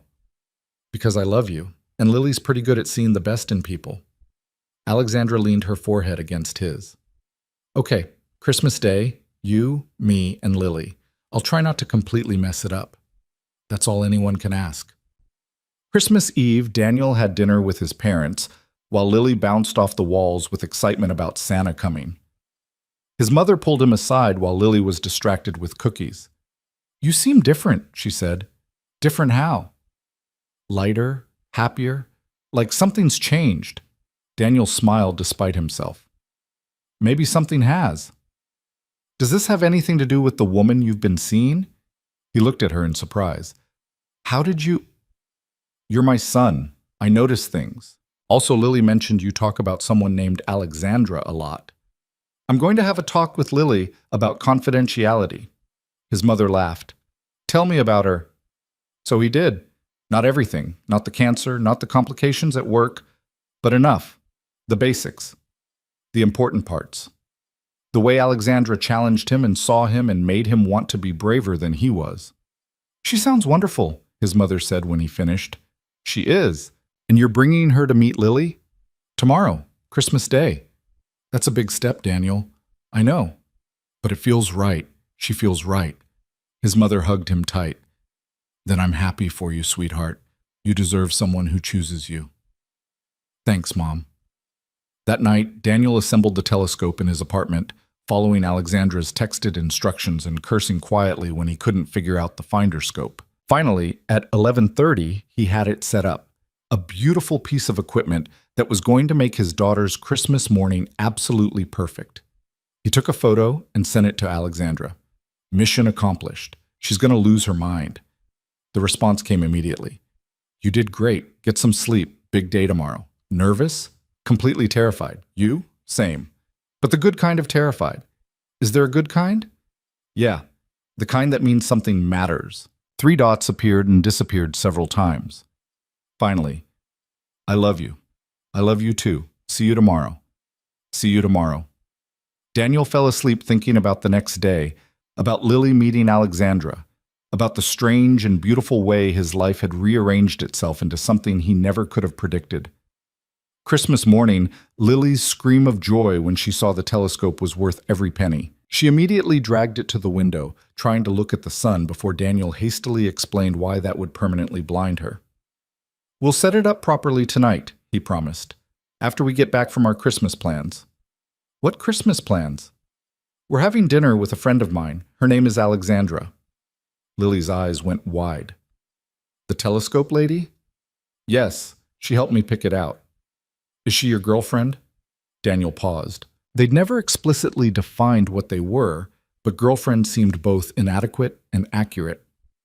Yeah, he said. She is. Cool. Can we bring her cookies? Grandma says you always bring cookies when you meet someone important. That's a good idea. We'll stop and get some on the way. They arrived at Alexandra's apartment at 2 p.m., Lily clutching a box of fancy cookies from the bakery and asking approximately 60 questions per minute. Does she really have a telescope? Is it bigger than mine? Does she know about black holes? Can we look at the moon tonight? Dad, what if she doesn't like me? She's going to love you, sweetheart. But what if... The door opened. Alexandra stood in the doorway wearing jeans and a soft gray sweater, her hair down, looking more nervous than Daniel had ever seen her. She looked from Daniel to Lily and smiled tentatively. Hi, she said. Hi, Lily said, suddenly shy. I'm Lily. I brought cookies. I love cookies. Come in. They stepped inside and Daniel watched as Alexandra crouched down to Lily's eye level. Your dad tells me you're interested in astronomy, Alexandra said. Lily nodded enthusiastically. I want to be an astronaut, or maybe a scientist who studies black holes. I haven't decided yet. Those are both excellent choices. Have you heard about neutron stars? A little bit. Aren't they really dense? Incredibly dense. A teaspoon of neutron star material would weigh about 1 billion tons on Earth. Lily's eyes went enormous. That's so cool. Can we see them with telescopes? Some of them, yes. We can look tonight if you want. I have charts. Yes, Dad, can we? Daniel felt something in his chest unclench. They were going to be fine. Of course we can, he said. The afternoon unfolded with an ease that surprised everyone. Alexandra gave Lily a tour of her telescope setup, explaining constellations and celestial mechanics with the patience of someone who genuinely enjoyed sharing knowledge. Lily asked a million questions, and Alexandra answered every single one without once talking down to her. Daniel made dinner, roasted chicken that was only slightly dry, potatoes that were actually good, and vegetables that Lily ate without complaint because Alexandra ate them first. This is really good, Alexandra said. You don't have to lie. I'm not. I told you I can't cook. This is legitimately better than anything I could make. The bar is pretty low. Hey, she threw a dinner roll at him. Lily giggled. Did you just throw food? He deserved it, Alexandra said seriously. Mom says we're not supposed to throw food. Your mom is absolutely right. I apologize. That was poor role modeling. But she was smiling, and Lily was smiling, and Daniel felt like his heart might burst from the simple perfection of the moment. After dinner, they set up both telescopes on Alexandra's balcony. The city lights made viewing difficult, but they could still see the moon in stunning detail, and Lily gasped when she saw the craters up close. It's so beautiful, she whispered. It is, Alexandra agreed. And that's just our moon. Imagine what else is out there. Have you ever wanted to go to space? Every day. But I'm too old to be an astronaut now, so I live vicariously through people like you. I'll send you pictures when I get there, Lily said seriously. I'd like that very much. They stayed outside for 2 hours, looking at stars and planets and talking about the vastness of the universe. Eventually, Lily started yawning, and Daniel knew it was time to go. Can we come back? Lily asked as they were packing up. Alexandra glanced at Daniel, then back to Lily. I'd really like that. Good, because you're really cool, and you know a lot about space. Thank you, Lily. You're pretty cool yourself. In the car on the way home, Lily was quiet for a long time. Then she said, Dad? Yeah, sweetheart? I really like Alexandra. I'm glad. Are you going to marry her? Daniel nearly swerved into the next lane. Lily, we've only been dating a few months. But do you love her? I do. And does she love you? She does. Then you should marry her. That's what people do when they love each other. It's a little more complicated than that, sweetheart. Why? Daniel didn't have a good answer for that. Why was it more complicated? Because of work? Because of timing? Because they were both scared and broken and still figuring out how to be whole? Sometimes grown-ups need more time to be sure, he said finally. Okay, but I think you should marry her. She's nice and she knows about space and she didn't get mad when I accidentally touched her expensive telescope. That's a pretty good list of qualifications. I know, I'm very wise. Daniel laughed and Lily fell asleep before they made it home, her head against the window, her new telescope secured in the trunk. That night, after Lily was in bed, Daniel texted Alexandra. Thank you for today. It meant everything. Thank you for trusting me with her. She's incredible, Daniel. She really likes you. The feeling is mutual. She's smart and curious and so full of life. She asked if I was going to marry you. There was a long pause before the response came. What did you tell her? That it's complicated, that we need more time. But? Daniel stared at the screen, his heart pounding. But honestly, I could see it, eventually, if you wanted that. Another long pause. I could see it too. And that terrifies me. Why? Because I've never wanted that before. Never let myself want it. And now I do, and I don't know how to handle that. We don't have to figure it all out tonight. I know. But Daniel, yeah? I want to figure it out. Eventually. With you. Daniel fell asleep with his phone in his hand, those words replaying in his mind like a promise. The week between Christmas and New Year's was strange and suspended, like the whole world was holding its breath. Daniel had Lily for New Year's Eve, and Alexandra was swamped with year-end financial reports, so they mostly texted and talked on the phone. But the dynamic had shifted. They'd crossed some invisible threshold on Christmas Day, and now every conversation felt weighted with possibility. New Year's Eve, Daniel made pancakes for dinner because Lily insisted that breakfast for dinner was festive. They watched movies and built a pillow fort and stayed up until midnight when Lily fell asleep 10 minutes before the ball dropped. Daniel carried her to bed, kissed her forehead, and checked his phone. A text from Alexandra, sent at exactly midnight. Happy New Year. Here's to new beginnings. He texted back. Happy New Year. I'm glad I'm beginning it with you. Me too. I love you. I love you too. The new year arrived with both hope and complications. January brought freezing temperatures, a string of difficult client meetings, and increasing tension at the office about Daniel and Alexandra's relationship. The gossip had been relatively quiet through the holidays, but now people were paying attention, noticing how they looked at each other in meetings, commenting on how Daniel's performance reviews might be biased, questioning whether it was appropriate for the CEO to be dating a subordinate. Linda Martinez pulled Daniel aside one Friday afternoon. "We need to talk," she said. They went to an empty conference room. Linda closed the door and turned to face him. "The board is concerned," she said without preamble. "About what?" "About your relationship with Alexandra, about the optics, about potential conflicts of interest." Daniel's jaw tightened. "My relationship with Alexandra hasn't impacted my work or hers. That's not how it looks from the outside." "Then the outside needs better glasses." "Don't be flippant about this, Daniel. This could seriously damage her reputation. Or maybe people need to accept that she's allowed to have a personal life." Linda sighed. "Look, I like you, and I like Alexandra, but this is a problem whether you want to admit it or not. She's up for a major promotion, regional director position, that would make her one of the most powerful people in the company. The board is reconsidering because of this relationship." Daniel felt cold. "They can't do that." "They can absolutely do that, especially if they think her judgment is compromised." "Her judgment isn't compromised. Then prove it. Either end the relationship or one of you needs to leave the company." The words hit like a physical blow. "You're not serious." "I'm completely serious. The board is meeting next week. They're going to make a decision. I'm giving you advance warning so you and Alexandra can get ahead of this." Linda left, and Daniel sat alone in the conference room, his mind racing. This was exactly what he'd been afraid of. The relationship costing Alexandra everything she'd worked for. The complications destroying the life she'd built. He should have known better. Should have stayed away. Should have kept things professional. But it was too late for should-haves. He texted Alexandra. "We need to talk. Tonight." She called immediately. "What's wrong?" "Linda just cornered me. The board is concerned about us." "I know. They called me this morning." "Why didn't you tell me?" "Because I was trying to figure out how to handle it before involving you." "Alexandra, we're in this together." "I know. Can you come over? We should talk in person.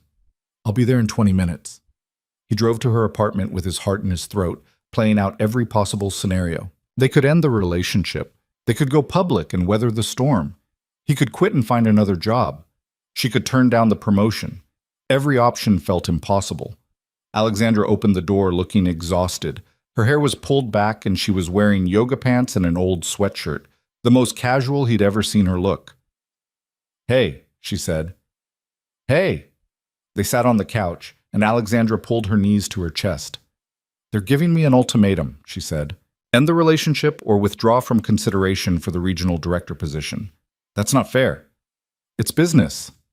They're worried about optics, about shareholders, about the precedent it sets." "What do you want to do?" She looked at him with tears in her eyes. "I don't know.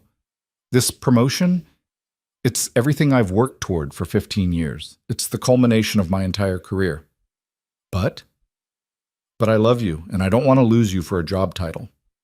Daniel's chest ached. "You shouldn't have to choose, but I do. We both do." They sat in silence for a long moment. "What if I quit?" Daniel said finally. "No." "Alexandra, you've worked too hard for this. I can find another job." "And then what? You resent me forever for derailing your career, for making you give up a job you're good at?" "I wouldn't resent you. Maybe not now, but eventually." She wiped her eyes. "This is impossible. Every option hurts someone." Daniel took her hand. "Then let's think about it differently. What matters most to you? You, this, us. And what matters most to me is you being happy, you thriving, you getting the recognition you deserve. So what are you saying?" "I'm saying maybe there's a third option. What if we go public? Really public. Make it clear this relationship is serious and permanent. Show the board we're not just fooling around."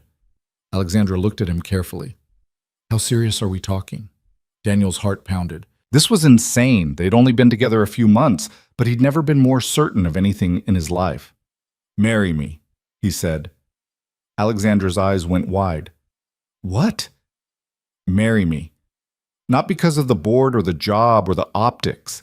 Marry me because I love you and I want to spend my life with you, and because Lily already thinks you're the coolest person in the world.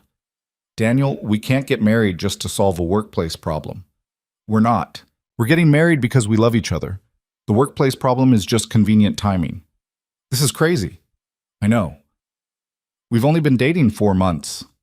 I know. You're supposed to wait at least a year before proposing. Says who? Alexandra laughed through her tears. Society. Every relationship expert ever. Common sense. When have we ever done anything the conventional way? She looked at him for a long moment, and Daniel could see her brain working, calculating risks, weighing options, trying to logic her way through something that couldn't be logicked. Stop thinking, he said gently. Just feel. What does your heart say? My heart says yes, she whispered. My heart says I want this more than I've ever wanted anything. Then say yes. What about Lily? Shouldn't you talk to her first? I already know what she'll say. She told me on Christmas that I should marry you. She's 8. She's wise beyond her years. Alexandra laughed again, then sobered. Are you absolutely sure about this? Because if we do this, there's no going back. We're all in. Daniel pulled her close. I've been all in since the day you asked me to drive you to chemotherapy. I just didn't know it yet. That's very romantic. I'm occasionally romantic. Ask me properly. With words. Daniel got down on one knee on her living room floor, still holding her hand. Alexandra Reed, he said, you're brilliant and difficult and you can't cook, and you know more about space than anyone I've ever met. You've been through hell and came out stronger. You let me in when you could have stayed closed off forever. You love my daughter and you make me want to be braver than I am. Will you marry me? She pulled him up and kissed him hard. Yes, she said against his mouth. Yes, I'll marry you. They held each other on the couch, while the city lights sparkled outside, both of them crying and laughing and terrified and certain all at once. We're going to have to tell the board, Alexandra said eventually. Let them try to argue with an engagement. They're going to say we're rushing into this. Let them. We know the truth. She pulled back to look at him. What is the truth? The truth is that sometimes the right person shows up at exactly the wrong time, and you can either let timing ruin it, or you can choose each other anyway. I choose you, Alexandra said. I choose you too. They sat together in the quiet of her apartment, engaged and terrified and completely certain, ready to face whatever came next, together. The morning after the proposal, Daniel woke up in Alexandra's bed with sunlight streaming through the windows and the distinct feeling that he'd either made the best or most impulsive decision of his life. Possibly both. Alexandra was already awake, sitting up against the headboard with her laptop balanced on her knees, typing furiously. Are you working? Daniel asked, his voice rough with sleep. I'm drafting our statement for the board meeting. It's 7 a.m. on a Saturday. The meeting is Monday. I need to be prepared. Daniel sat up and gently closed her laptop. We need to tell Lily first. Alexandra's fingers froze on the keyboard. Right, of course. When? Today. I'll pick her up from Laura's and bring her here. We'll tell her together. What if she's upset? What if she thinks we're moving too fast? She told me to marry you on Christmas Day. She was joking. She was 8 and completely serious. Daniel took Alexandra's hand. She's going to be happy. Trust me. But when he picked Lily up that afternoon, his confidence wavered. His daughter climbed into the car, chattering about a sleepover at her friend Emma's house, and Daniel realized he was about to fundamentally change her life again. She'd already been through one divorce, one family falling apart. Was he being selfish, jumping into another marriage so quickly? Dad, you're doing the thing again, Lily said from the back seat. What thing? The thing where you disappear into your head and stop listening. Sorry, sweetheart, I was just thinking. About what? About something important I need to talk to you about. Lily's expression turned serious. Am I in trouble? No, nothing like that. He pulled into a parking spot outside Alexandra's building. Remember how you met Alexandra on Christmas? Yeah, she's really cool. Well, I asked her to marry me, and she said yes. Lily was silent for exactly 3 seconds. Then she unbuckled her seatbelt and launched herself at him from the back seat, wrapping her arms around his neck. Really? You're really getting married? Daniel laughed, relief flooding through him. Really? When? Can I be in the wedding? Can I wear a fancy dress? Does this mean Alexandra will be my stepmom? Slow down. One question at a time. But Dad, this is so exciting. I told you to marry her. I know you did. I'm very wise. You are? Lily pulled back, her expression suddenly serious again. Does Mom know? Not yet. I wanted to tell you first. She's going to be okay with it, right? Daniel's chest tightened. He'd been so focused on the board meeting and Alexandra's career that he hadn't fully processed how Laura would react. I think so, he said carefully. Your mom wants me to be happy. And Alexandra makes you happy? Very happy. Then Mom will understand. Lily grabbed her backpack. Come on, I want to congratulate her. They rode the elevator up to Alexandra's apartment, Lily practically vibrating with excitement. When Alexandra opened the door, Lily immediately threw her arms around her waist. Congratulations, she shouted. You're going to be my stepmom. Alexandra looked stunned, her arms awkwardly hovering before she gently hugged Lily back. Over Lily's head, her eyes met Daniel's, wide with emotion. Thank you, Lily, she said quietly. Can I help plan the wedding? I'm really good at planning things. Emma says I'm bossy, but I prefer organized. I would love your help. Excellent. First, we need to talk about the dress. Are you thinking traditional white or something more modern? Because I saw this picture in a magazine of a dress with stars on it, and I think that would be perfect for you since you love space. Daniel watched his daughter and his fiancée, that word still felt surreal, settle onto the couch together, Lily pulling out her phone to show Alexandra wedding dress ideas she'd apparently been collecting. Alexandra listened with genuine interest, asking questions and taking notes on her phone. This was his family now.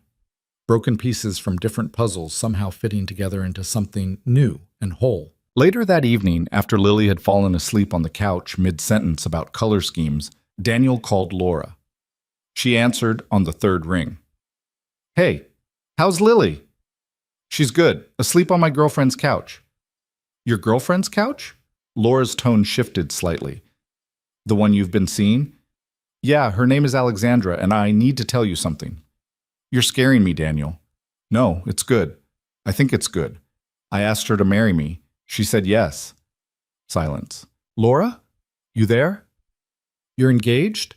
Her voice was careful, neutral. How long have you been dating? 4 months. 4 months, Daniel, I know how it sounds, but it's right. She's right, and Lily already adores her. Lily's met her? On Christmas, and tonight. Laura, I know this is fast, but are you happy? She interrupted. The question caught him off guard. What? Are you happy? Really happy? Daniel thought about it. About Alexandra's fierce intelligence and terrible cooking, and the way she looked at him like he was someone worth choosing. About Thursday mornings in hospital waiting rooms and conversations that lasted until dawn.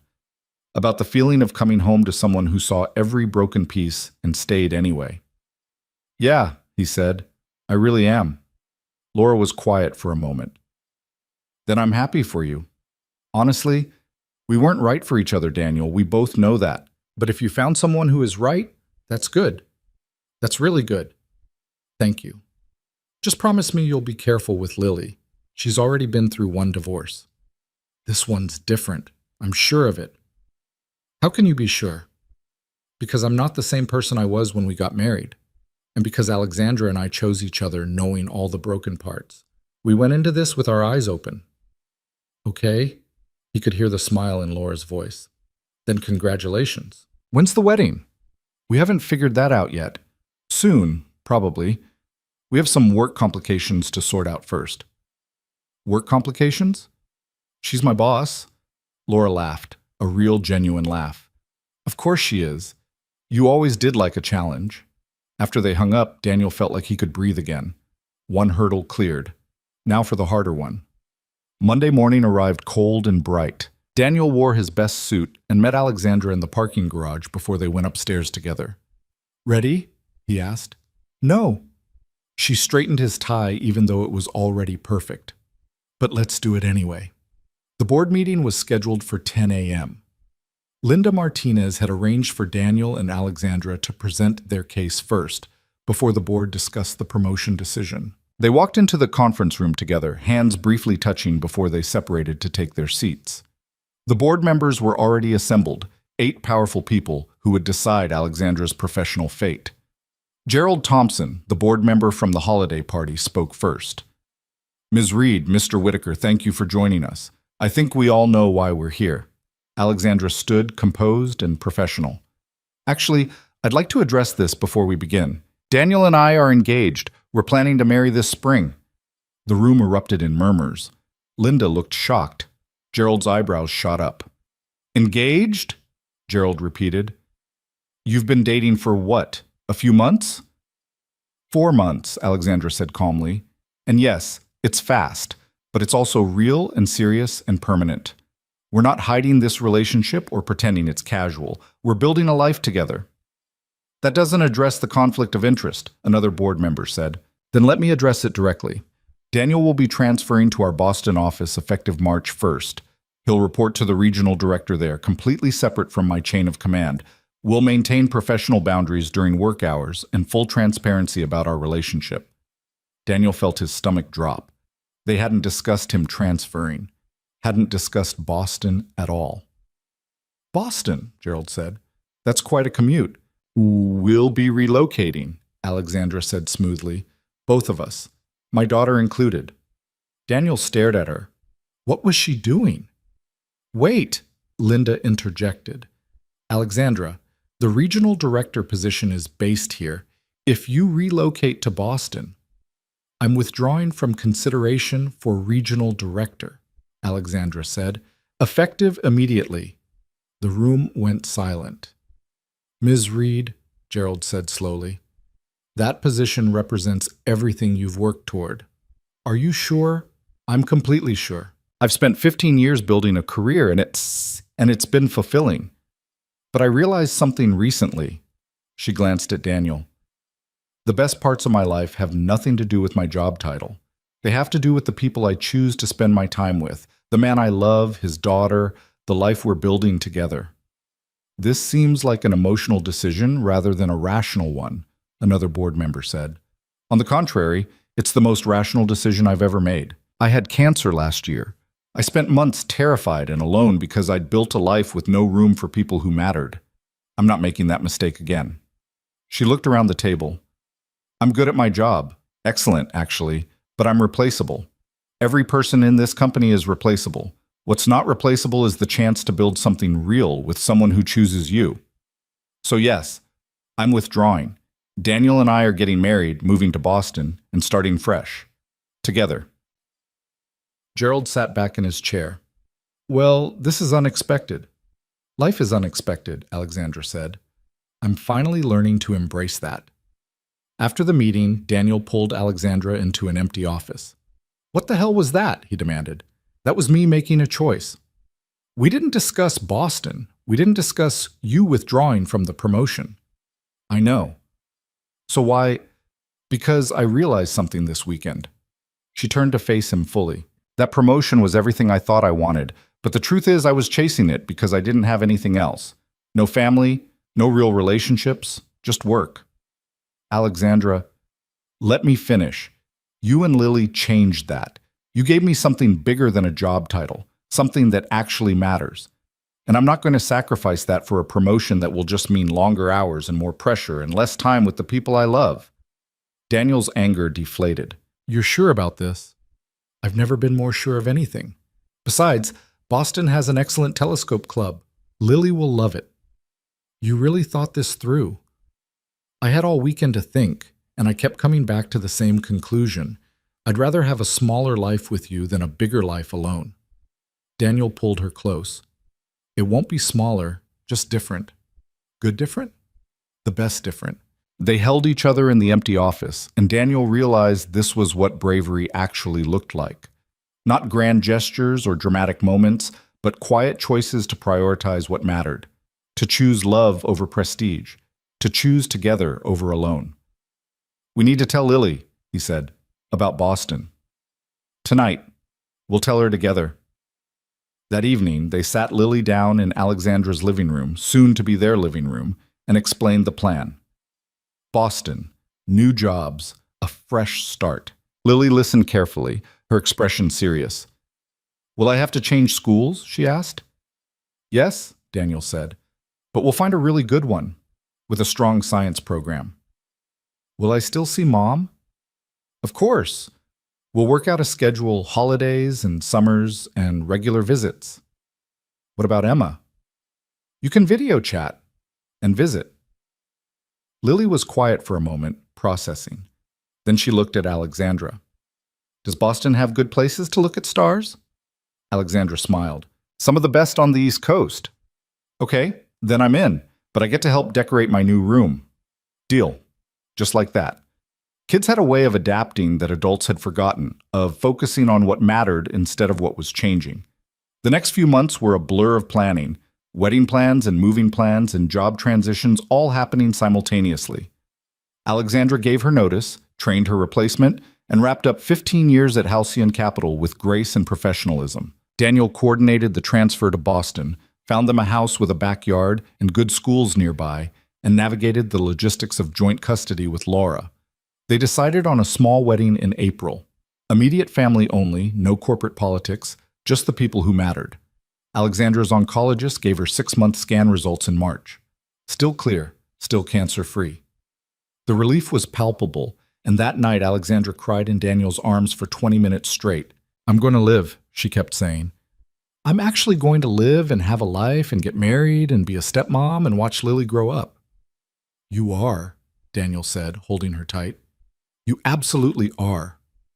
The wedding took place on a Saturday in late April at a small countryside venue 2 hours outside the city.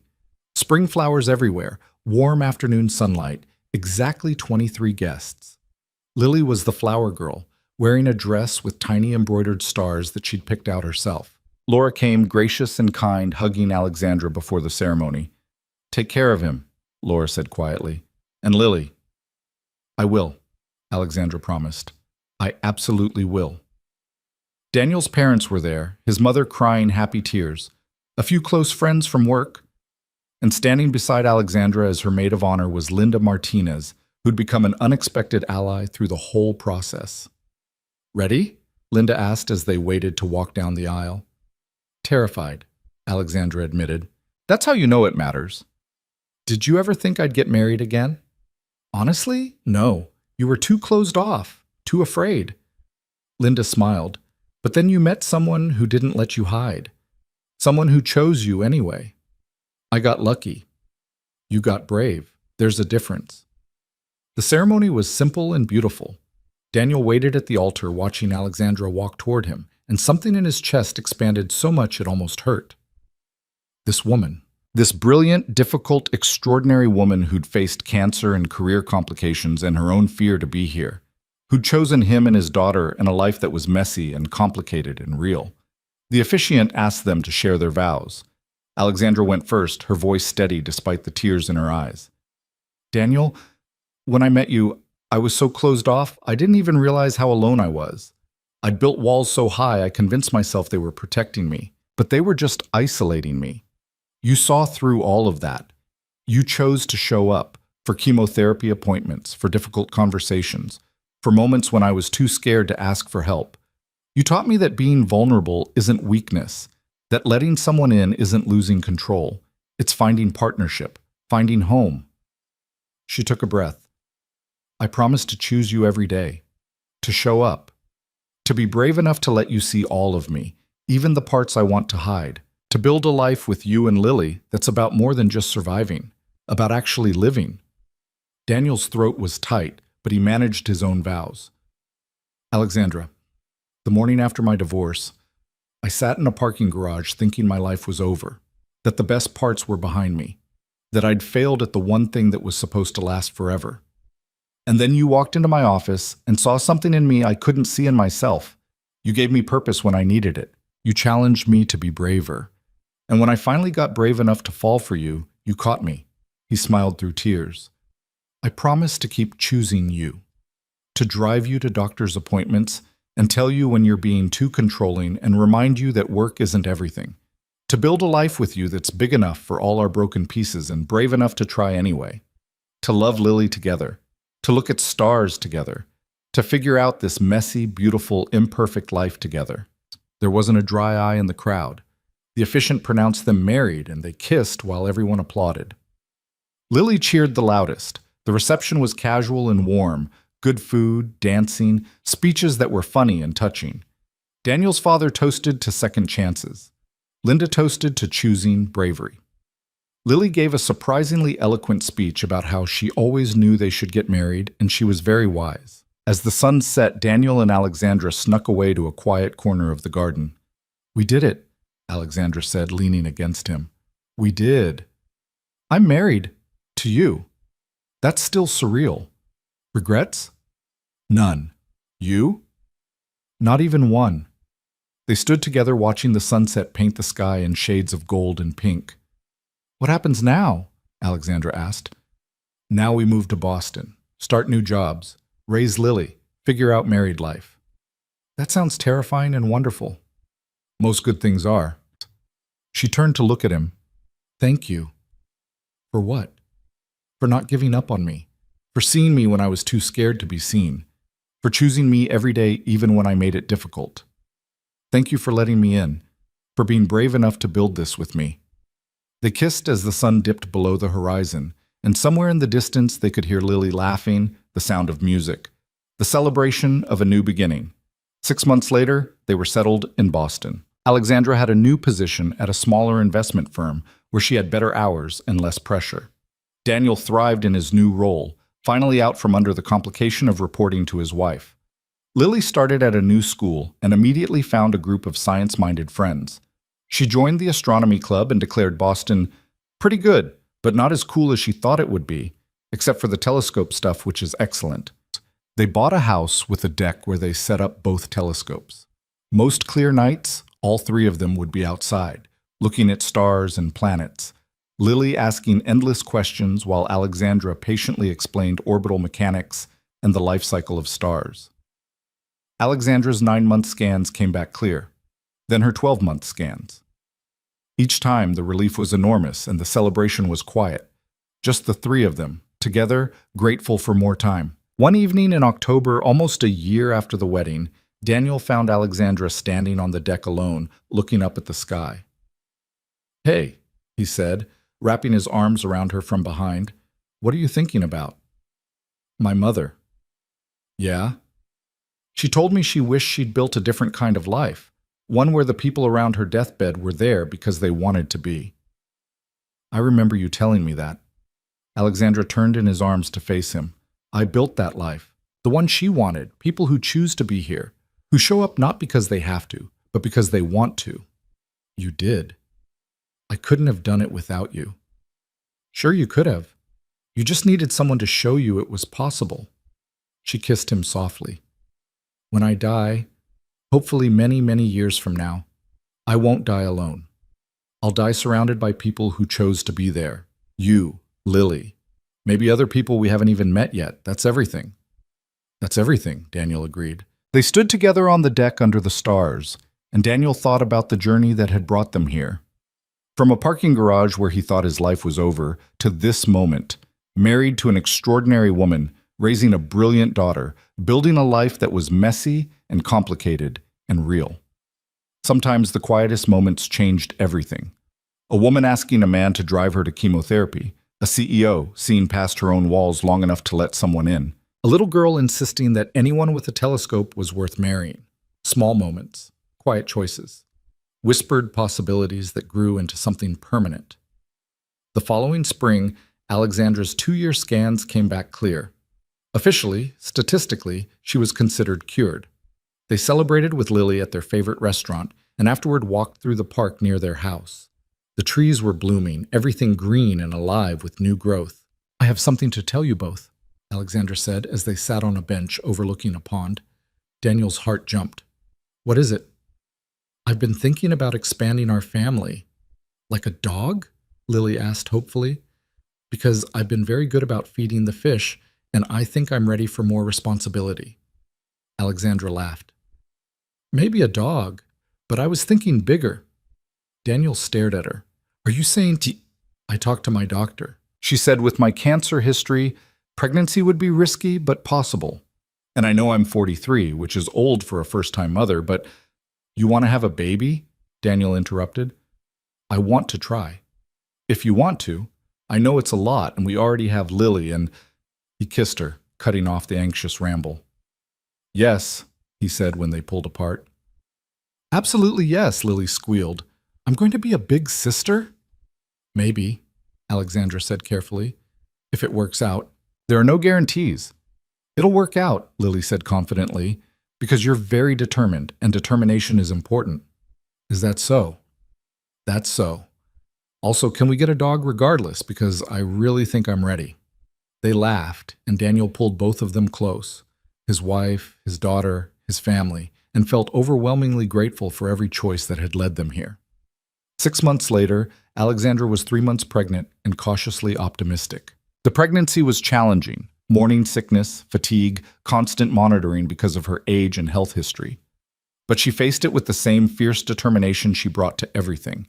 Lily was over the moon, constantly talking to Alexandra's stomach and making plans for all the things she would teach her future sibling. I'll teach them about space, she announced one dinner, and math, and how to properly use a telescope, and maybe some philosophy. Philosophy? Daniel asked. Emma's mom says it's important to question everything, so I'm going to teach the baby to question everything. That sounds like a recipe for a very difficult toddler, Alexandra said, but she was smiling. They also got a dog, a rescue mutt named Galileo, who Lily insisted was scientifically proven to be the best dog ever. Life was chaotic and beautiful, and nothing like what Daniel had imagined when he sat in that parking garage 2 years ago. But it was better, so much better. In early spring, Alexandra went into labor 3 weeks early. Daniel drove her to the hospital with Lily in the back seat asking medical questions that neither of them could answer. 14 hours later, they welcomed Emma Rose Whitaker, named after Lily's best friend and Alexandra's favorite poet. Alexandra held their daughter and cried, and Daniel took a photo of the three of them, his wife exhausted and beautiful, Lily carefully cradling her new sister, the tiny baby with Alexandra's nose and a full head of dark hair. We did it, Alexandra whispered. You did it, Daniel corrected. You were incredible. I'm terrified. I have no idea how to be a mother. Neither did I when Lily was born. We'll figure it out together. Lily leaned over to look at baby Emma. She's so small and wrinkly. Are babies supposed to be wrinkly? Very normal, Daniel assured her. Okay, I love her anyway. They stayed in the hospital for 2 days, learning how to care for a newborn, while Lily appointed herself official helper and Galileo waited at home with Daniel's parents. When they finally brought Emma home, Lily insisted on giving the grand tour. This is your room, she told the sleeping baby. It used to be the guest room, but now it's yours. And this is the deck where we look at stars. You can't see them yet because you're too little, but when you're bigger, I'll teach you all the constellations. And this is Galileo, he's a dog. He's very gentle. And this is your family, Dad and Alexandra and me. We're going to take really good care of you. Daniel caught Alexandra's eye over Lily's head, and they shared a look of complete understanding.